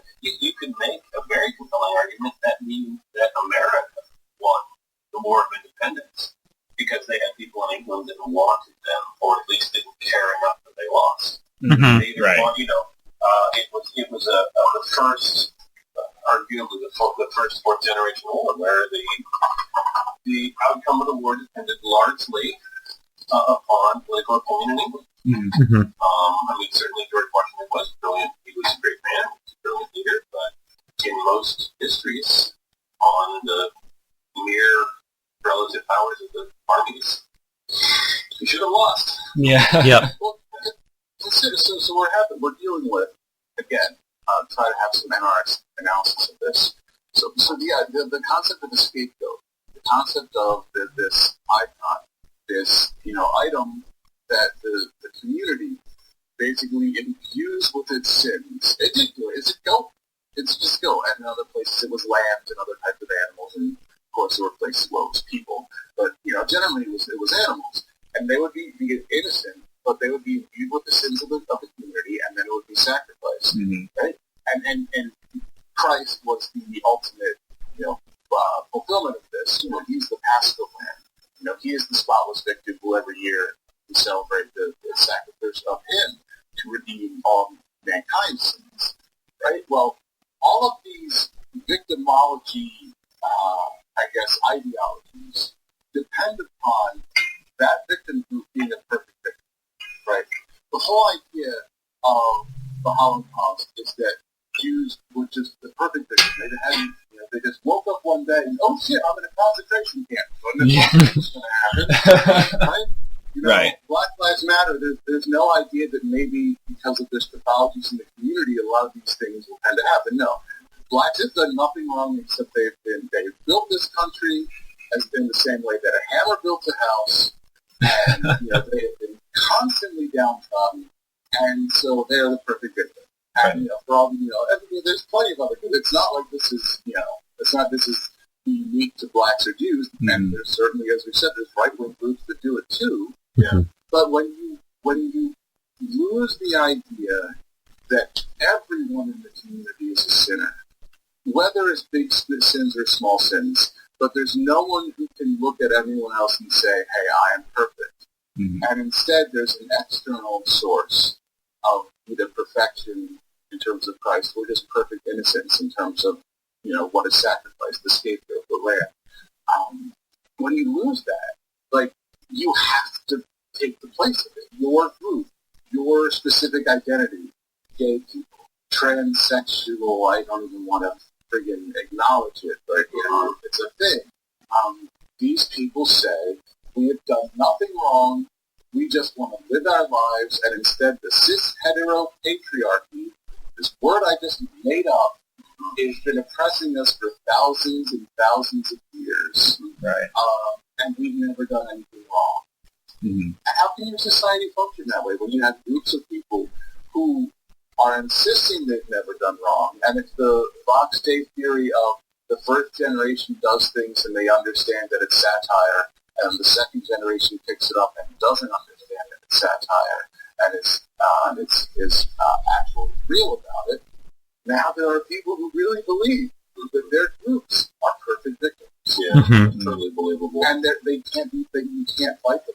Yeah, you cannot fight them on the object level of, you're not perfect victims. Look at what's happened. Just then, what's the reaction? Wailing and calling you a racist, and gnashing of teeth, and apologies, and violence. So no. Right. You must reject the premises. Sorry, go ahead. But you must reject the premises. Right. It's a cultural revolution that keeps on going. The original communists knew that they were bad, that they were evil people who had to beat people, torture them, kill them to get what they wanted. And the next generation was thought that they were innocent and everything was good and everything about communism was as it was said in the books. And suddenly, when they saw people who were, they were looking for enemies everywhere, because they thought, well, if communism isn't perfect, there must be enemies in the midst. And of course, this policy was encouraged. But it's the same thing that goes on in America, is that we keep having these cultural revolutions, not only here, but they get exported over and over and over again, where we adopt this, as you said, this scapegoat and this perfect victim, and the next generation just takes it way too seriously. And that's where we have the Overton window getting dragged and, stepping on the leftists who just didn't catch up. Yeah, to me, the great, I would call it the great disaster, the victim. Let's say the victim mongers are right. Let's just say they're right, for the sake of argument. Then the alternative is go build your own crap. Go build your own everything, right? Mm-hmm. I mean, you're being treated unjustly in San Francisco. Go build your own stuff. We'll even give you a big ship in the ocean or something. Mm-hmm. You're blacks, you're being treated unjustly. Women, you're being treated unjustly. Whoever you are. If you've been treated unjustly for these several thousand years, then clearly the solution is separation. Right. That's what a normal, a non-ideological person would think. Gee, these people can't get along. Well, but what does the victim mongering do? It makes you powerless. And to me, that is the key. It's actually one of the key ways that the cathedral holds its power, is that it propagandizes, for lack of a better term, preferred groups, advantaged groups, and convinces them that they are indeed victims, which essentially infantilizes these groups. And so black people are far worse off today, in virtually any metric of fitness, than they were 50 or 60 or 80 years ago, when they were far, far more greatly discriminated against. And so I see that as kind of a pattern in virtually all victim groups. That's kind of what happens. And if you want to screw around with the leftists, show them the opinion polls of black Americans in opposition of miscegenation in the first half of the 20th century. Yeah. If I recall correctly, they were more opposed to it than white Americans. So it's very comparable. Mm-hmm. And it makes a lot of sense, because at the time, their identity as a people was based on something other than victimology. There was the understanding of their, I guess, victimization, or their subjugation, maybe a more neutral term, their subjugation in the past. But there was also the idea that they were building something. It's not like Jim Crow meant that black people couldn't buy shit. Jim Crow meant that black people owned the businesses that sold the things to the other black people. Exactly. They ended up actually better off from that. That's right. Once you take away Jim Crow, and we can pretend that it was for humanitarian reasons, but everyone who has actually looked at this knows that it was for northern financial reasons. Yeah, the Koreans can come in and buy all the 7-Eleven. Exactly. Once you get rid of Jim Crow, that means that you can put other merchants of other races in every black neighborhood. You can push out the black owners, and you can push out the black jobs, and you can stand around and pretend to look like a hero while your buddies are grubbing shekels. Again, just like Reconstruction, just like so many other ways, even the Revolution, even Alexander Hamilton, northern moneyed interests looting the South because they can. And the minority group has always got the most to lose from miscegenation. Mm-hmm. I mean, Mm-hmm. If one group is 10% of the population and the other group's 90%, then the 90%ers don't really have much to worry about from their marriage in terms of their group. Right. Whereas the 10%ers face a type of extinction. And you. It's so hard to because of all those social strata, even within the African American community. Like the concept of the paperback party. Now, I'll just it's not like they're a uniform community either. Sorry, I didn't mean to interrupt. No, I was just saying. this has been a pattern for for mixing of peoples for a while, in that when you allow another group into your society, whoever is the strongest, the richest, the generator of wealth, you end up taking the top 10%. This happens with Eastern Europe, this happened with Italy, this happened with Ireland, this happened with Scandinavian countries, this happened with Mexico, is that you end up taking the best of some other group, importing it into your nation. It's great for that nation, and it sucks for the nation that's suddenly missing some of the best of their people. And when Jim Crow ended, suddenly all the luminaries of the black community suddenly weren't there anymore. And the luminaries, of Eastern Europe aren't there anymore. And when someone's trying to build and all your geniuses keep skipping town, it makes all that much harder. Well, all the people that I know that are from Ghana have PhDs from American universities. Yeah. Yep. But how is Ghana doing right now, though? Yeah, Ghana's not doing great, but these guys that have PhDs are doing Yeah, I bet. I haven't looked at it. Obviously, you just brought up Ghana. But I would be willing to bet a little bit of money that at least one of the top 3 people in the Ghanaian government was educated in Harvard, Yale, Princeton. Oh, I'm sure. Yeah. Yeah. Only one? At least one, right? I was going to say, that's a pretty sure bet. I'm not going to bet against that. Yeah, I mean, the State Department put out a list of people. I don't think it's complete. I actually think it's underreporting. But they put out a list of people. Look at all these people in foreign governments who went to school in America. Yeah. Aren't we great? Yeah. Aren't we generous? Aren't we? Yeah, we're educating all these people who get to bring back our knowledge and experience and good governance back to their countries. Yeah. We want to close the school of the Americans. Fuck isn't Harvard in the same exact conversation? Like, what exactly does the School of Americans do that Harvard doesn't do except for guns? Really, it's fun. Yeah. Well, moving on, I had another thing up here. You could probably combine these 2 topics. I wanted to ask you guys, because, just to shift gears a bit, because I believe both of you are Catholic, and I wanted to ask what you thought of the emphasis of the devil in religious teaching. Because in my experience, I was raised Catholic, slowly trying to get back in, coming back to the church. But in my experience, I haven't seen a lot of emphasis on the devil in religious teachings, or even when I listen to homilies at Mass.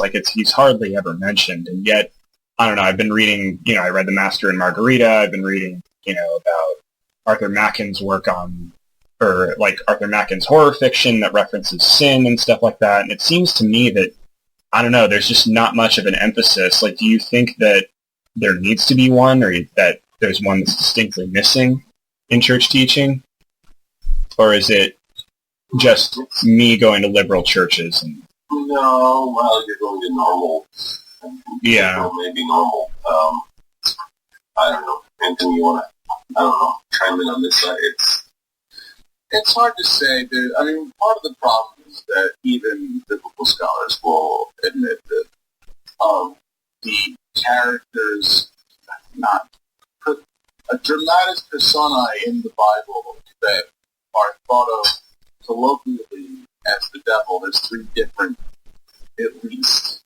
There's the kind of the devil's advocate, or whatever it is in the story of Job, who some have interpreted and has generally been translated as Satan, the accuser. Yeah, the accuser. Yeah. Versus Lucifer, the sun, moon, and star. Yeah. Yeah, Ezekiel, who was the greatest of the angels. That's why he fell. And then there's Beelzebub, who is another, who may have been, representing some sort of, old Semitic god, or whatnot. Well, I think the problem with the devil at this point is that it's, I don't want to say it's almost a cartoony idea of evil at this point, but we have reached as a society, you could almost say, a counterproductive level of sophistication. That it's hard to, I mean, we can talk about how the devil is kind of the voice in the back of your head that convinces you that what you're doing is okay, or, you know, the voice in the back of your head that tells you that this donation of mosquito nets to Africa is from the good of your heart instead of intentionally, you know, feeding your own pride and vanity, you know, and that hides from, you know, he hides from you that this is pride and vanity that's driving this and not humanitarianism. But it's in the same way that, you know, even the concept of hell has, you know, preaching it has become cartoony. And maybe part of it is an unfortunate reaction to American Protestantism, which I think has infected Catholicism almost worldwide at this point. Yeah. And sadly and ironically enough, Africa may be the last bastion. As much as, you know, as much as white nationalists and neo-national socialists and whatnot are, you know, insulting the church, the idea that the next pope could be African, that could theoretically be the thing that could save the church. Yeah. Yes. Because all the liberal bishops would be like, they can't say anything because it would be perceived as racist. If you got like a really, you know, a high-class Nigerian or Ethiopian, you know, one of the really strong races of that, one of the people that, you know, if you meet them in America is usually because they're in a master's degree or higher or whatnot. Get, you know, them, one of them, and the liberal, how could they say no? How could they say no? This is Black Knighting, or this is AAA, and in addition, it would actually be helpful. But the point is that with the liberalization of the church and the infection of American Protestantism, there is that lingering sense of, you know, fire and brimstone that was born of heresy. I mean, Jonathan Edwards is a heretic. You know, all of the people who have preached fire and brimstone from a Puritan or further perspective, they are horrible heretics. Their points of view come from insanity. And so there's this natural pulling away. There's a throwing out of the baby with the bathwater. Yeah. As we run away from these crazy people.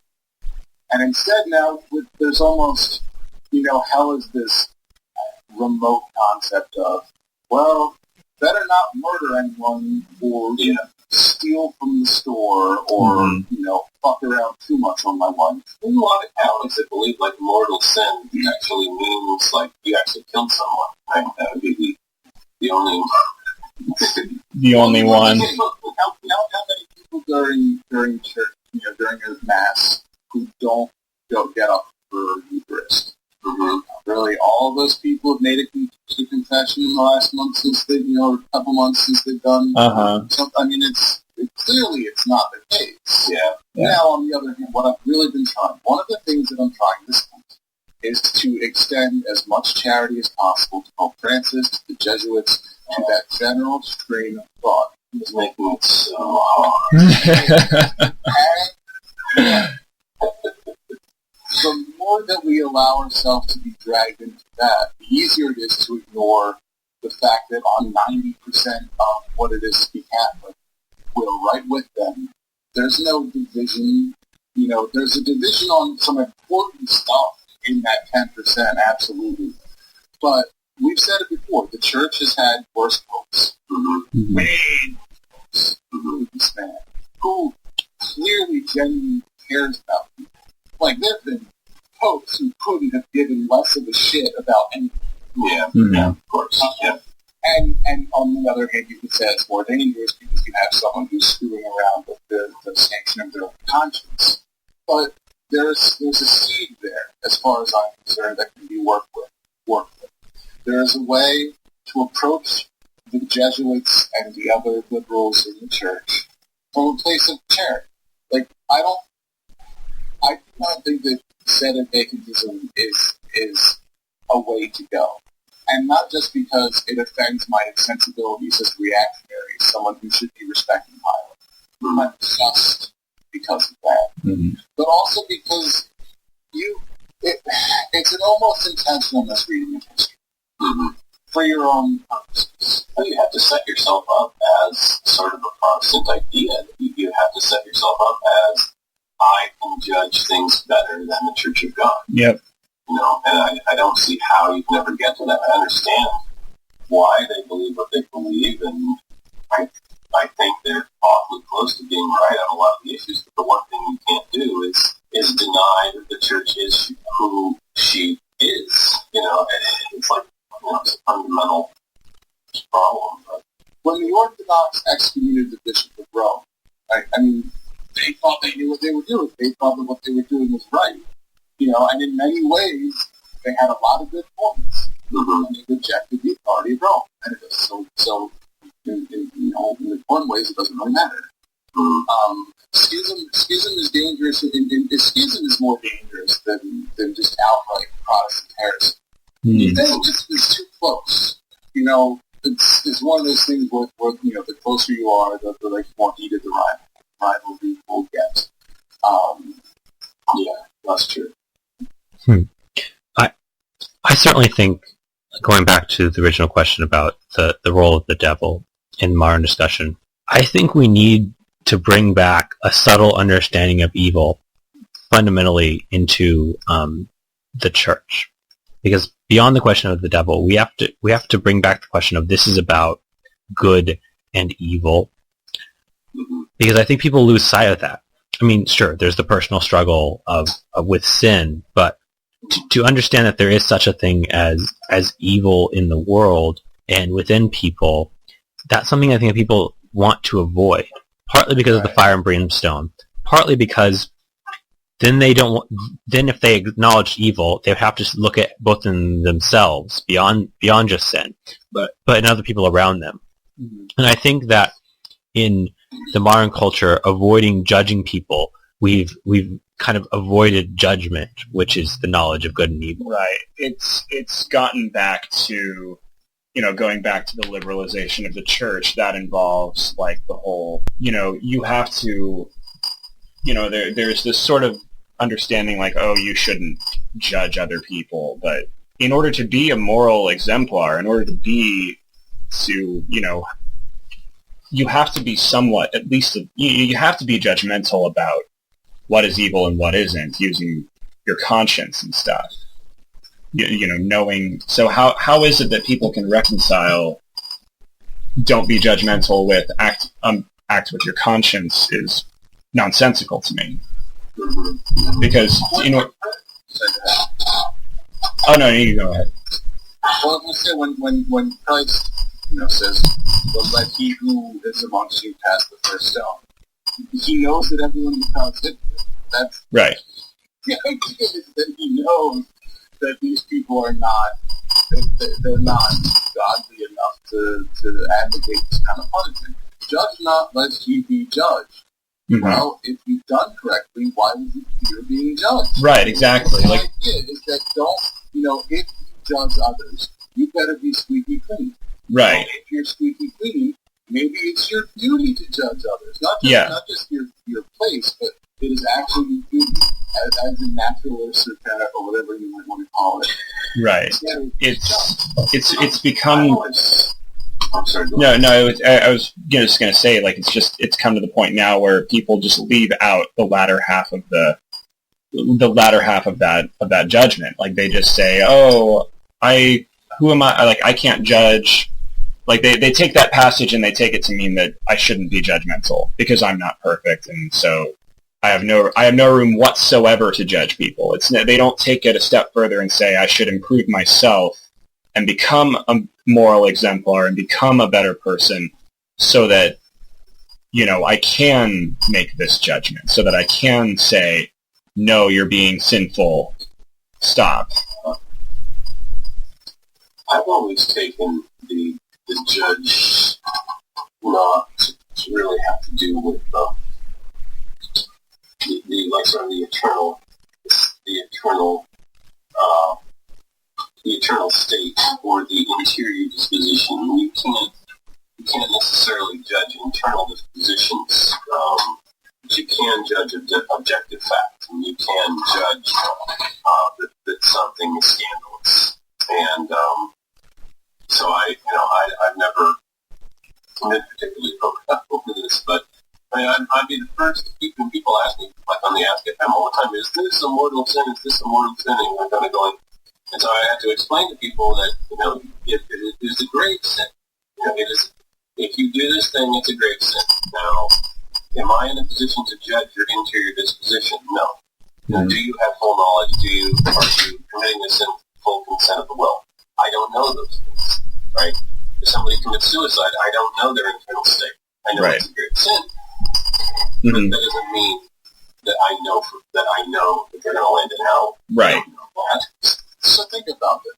This is the tendency that we are always trying to fight against. Anti-Dan has said it.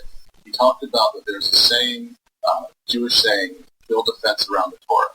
Because it's an understanding of Jewish nature that says that it's always going to try to be nitpicking all of the edge cases. Right. It's always going to be that way. And so when people are begging to know whether this or that is a mortal sin, what they're looking for is some sort of legalistic definition.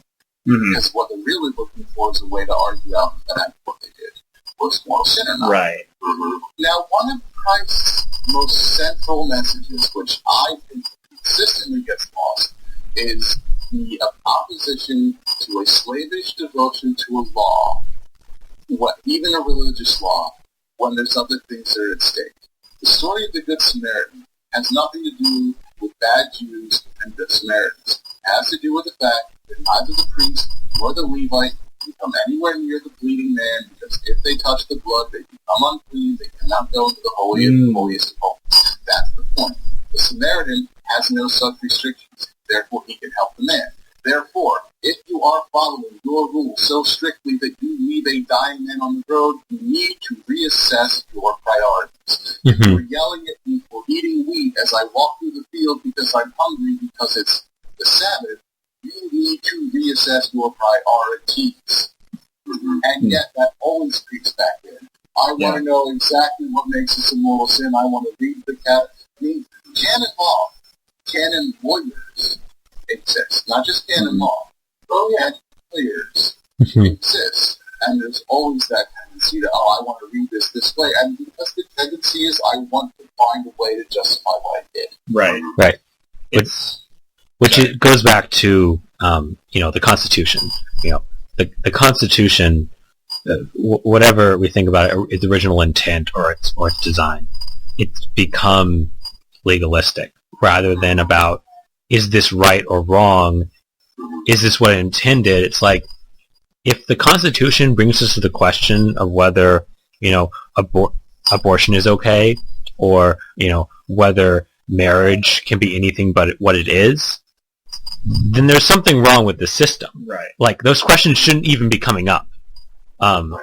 It's like you've lost sight of the principle behind the law, and you're just trying to weasel your way into getting what you want out of the law instead of what's right. Well, I feel like that we have a constitution because we were already legalistic people.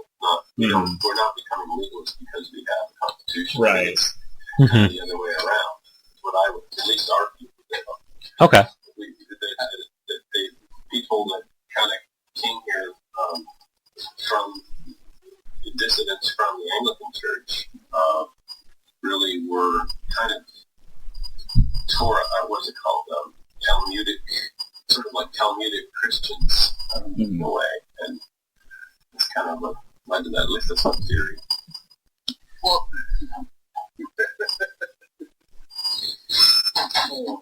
I want to get back to that. We're talking about, if you're blameless, you have a duty to lead the rest and to judge. And there's actually a section in Proverbs which specifically says it's the duty of the wise to lead the saints or the blameless. It's, if you have the wisdom, if you are someone who has the knowledge and the experience and the lifestyle to judge. It's your duty to judge, because being good is not enough. You have to have wisdom. You have to have a path to follow. You can't just wander in the wilderness and be good. You have to follow the path. Right. And it's the duty of the wise to lead people on that path.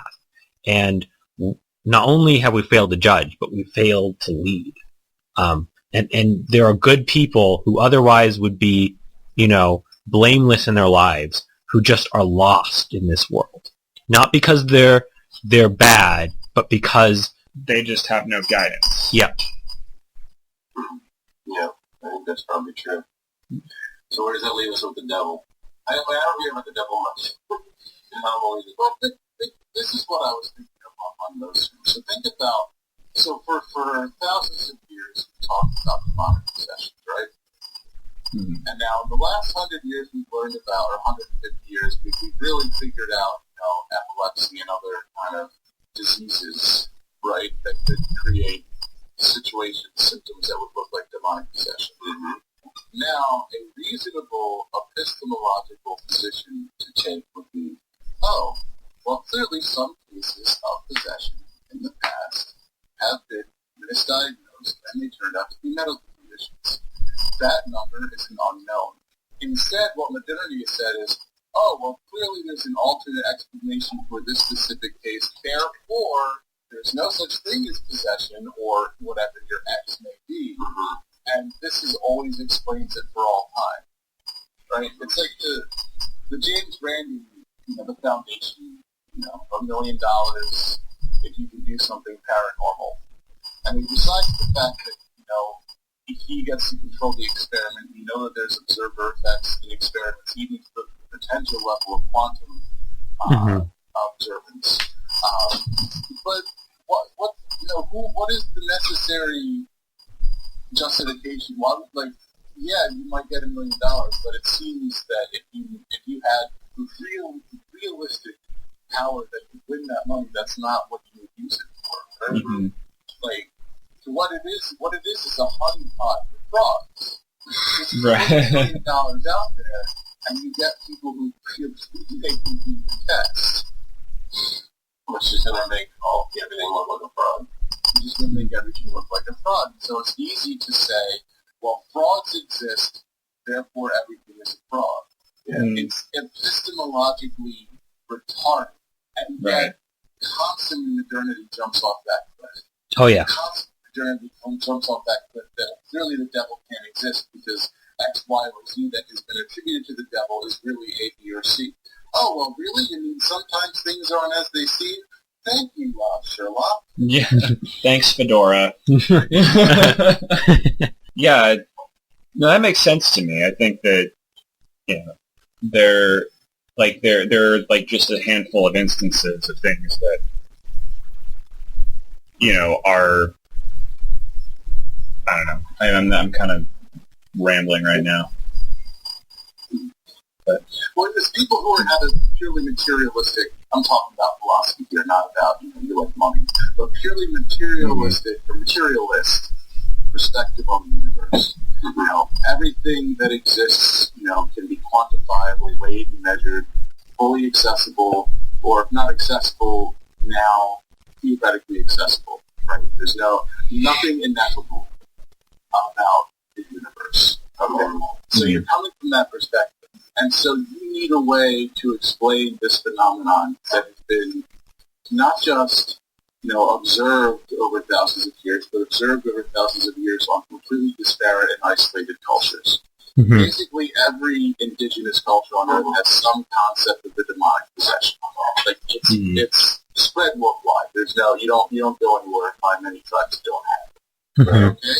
So, but you are materialist, so you have no way to express the idea that you cannot into Occam's razor in this case because you cannot allow that assumption level, even if it's just the one assumption versus the 8 you're about to make up. Well, you're always going to find it. You're always going to find material explanations. I mean, when hey, this is a fraud, and so therefore all frauds. Whenever divine, I should use this term advisedly, pierces nature. Nature is the creature of the divine. So whenever the divine pierces into it and causes a miracle, there's always going to be a natural explanation because nature willingly gives herself up to her creator. Right. Now, using this in a rather provocative language, but there's nothing really that it's natural for the supernatural to invade the natural because the supernatural is the master of the natural. And so what I'd say is that it is odd. It's yes, the materialist will always try. Look at the explanations for Portugal. I'm trying to blank. Prayer of Fatima. Well, they have perfectly material explanations for that. For simultaneous hundreds of people. Yeah, exactly. Because no matter what happens, there will be a natural explanation. There obviously just because there are bored widows who see Jesus Christ in their morning toast doesn't mean that Fatima wasn't real. Right? Yeah. Those are two non-connected, totally unconnected events, and yet because of the skewed, if you have a view like materialism that skews your view so much that it breaks any kind of realistic epistemology, you've got an ideology that you need to discard, and you need to figure out something better, because it's literally causing you to equate Jesus Christ in the toast with apparition of Mary that hundreds of people saw simultaneously and testified that they saw the same thing. Mm-hmm. Like, those are not equivalent, and yet, because one, therefore the other is also bullshit. Right. Right. We're getting close to the end of our time here, but I just wanted to wrap it up real quick. Like, you basically hit the nail on the head. It's something that I've been saying for a while. It's ironic that we have this materialist conception of the world that is supposedly, pro-science and pro-realism, and yet here we are wandering around completely deluded about our political systems, our religious life, our morality and everything, and yet we purport to have this scientific materialist ideology that permeates everything we do, and it has left us deluded about reality. And that's the biggest irony of modernity. Just leaving off, do you have any quick questions you want to ask either of us? Yeah, absolutely. I'm doing some spot. It's okay. I can't come up with out of left field questions just out of nowhere. Out of left field questions out of left field. What about out of right field? How do you come up with your names, your handles? Ooh, that's a good one. So I wanted, I wanted to have a play on the term dark enlightenment. That kind of appealed to me, but I didn't want to go straight on the nose with it. So I was thinking of words that, kind of related to enlightenment and light itself. So I came up with irradiated as a way to describe something that once it was touched by a certain type of light, became radioactive and you wouldn't want to touch it anymore. So, and also it implies, that now that something also gives off light itself. So I just created a name around the word irradiated, that kind of flew up, came off the tongue rather than just being irradiated, which would have been kind of weird. And then Watson? Yeah, I just had to pick a name. I was thinking of Watts, like, when I first heard it, I was thinking of, like, Watts, like a light bulb. So, like, Watson, it's like a play on, 40-watt light bulb or something. That's what I thought. That's even better. When I first heard his name, I thought... One of irradiated Millerad. Yeah. Yeah. So with my name, so honestly, I just I thought Count because like, oh yeah, aristocracy, cool.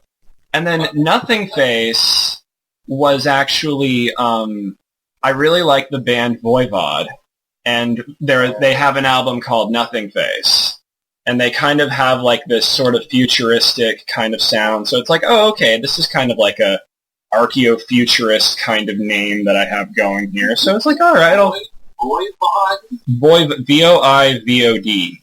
They're like French-Canadian thrash metal style. That's where I got the name, and like someone asked me about it and thought that I got it from Les Miserables actually, which is interesting because there was like there's a scene in Les Miserables, I think it was in Les Miserables, where this guy who is talking to a priest, and he's talking about how he's losing his faith, and he calls himself, I believe in nothing, you can call me Count Nothing. And so they thought that I just added face to the end of it. I'm like, interesting. But that's not where I got it from. I never read Les Miserables. So it was just this interesting coincidence. Nothing Face. Yeah. Oh my God. Yeah. It's a little odd. Like it's hard to get into. I'm not going to say it's easy listening, but I enjoy it. I do have to ask, since it's the Count from Sesame Street, who is your icon? Are you another NRX related Slav? Slav? No. I don't have there. I'm Slav kin. I'll say that. Slav kin. That's something Adidas tracksuits. No, I'm wearing I'm wearing a flannel jacket, so no. I should do that. Like to a normie party, like a Halloween party, dressed like the internet Slav, and see how many people have any idea what the hell. Just dress normal. Just the Adidas tracksuit and a cigarette. I'm just going to go to the party and squat everywhere. Not even understands what the hell I'm referencing. That's an account. Yeah, I could dress up as like a vampire. That would be cool. Little monocle. No, I mean it doesn't. Not a masquerade party. Just dress. Just like this is your normal. I'm wearing a cape. I think that would make a pretty good impression at meetups, actually. It would. I was at a party this past weekend. Some of the people were really, really dressed up. One guy wore a tux. Yeah. One guy wore a tux, and the host wore he's generally a very snappy dresser anyway, but he was wearing a suit as well. And then some of us were just like wearing our normal, civvies. But anyway, yeah, that's interesting. Well, it's been wonderful having you two on. I really enjoyed being on here. Good. Yes, thank you very much for coming. I've been, honestly, I'm going to be frank, I've been wanting to do this since the inception of the podcast. I've wanted to have the Ascending the Tower guys for a crossover, so thank you so much for coming on. We appreciate it. We're going to have to make more podcasts. We've got a couple episodes in the works. Yeah. One in editing, at least. Next time we do a Descending, we'll have to have you guys on. Yeah, okay. Thank you.